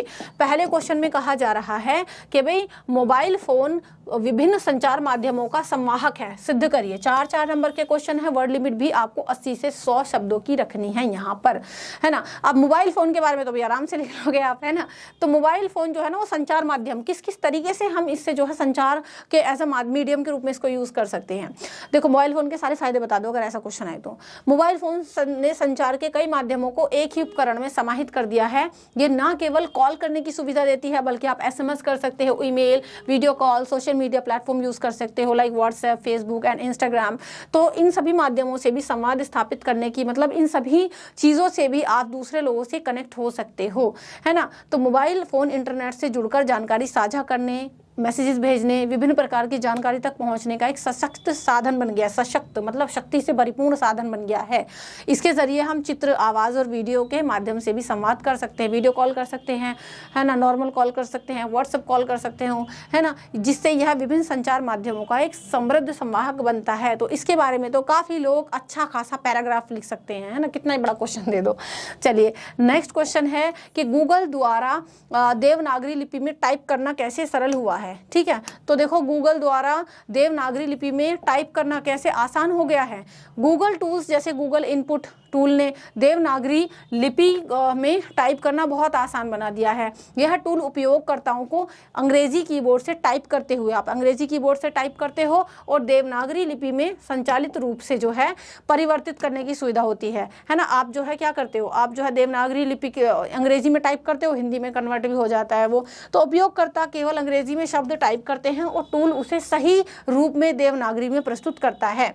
इसके अलावा गूगल की स्वचालित शब्द सुझाव प्रणाली, नीचे ना आपको खुद ही जो है टाइप हुआ दिख भी जाता है, आप जस्ट उस पर क्लिक कर देते हो, तो उपयोगकर्ताओं को सही शब्दों का चयन करने में भी मदद करता है ताकि आप सही ग्रामेटिकल हिसाब से भी, मतलब सही वर्ड मीनिंग के हिसाब से भेजो, जिससे टाइपिंग प्रक्रिया तेज और सरल होती है। तो इस तरह से यह तकनीक भाषा की बाधाओं को समाप्त कर रही है ना। तो चलिए नेक्स्ट वीडियो मिलते हैं। Do like, share, comment and subscribe. See you in the next video. Till then keep studying in Pi study. Thank you so much and good bye.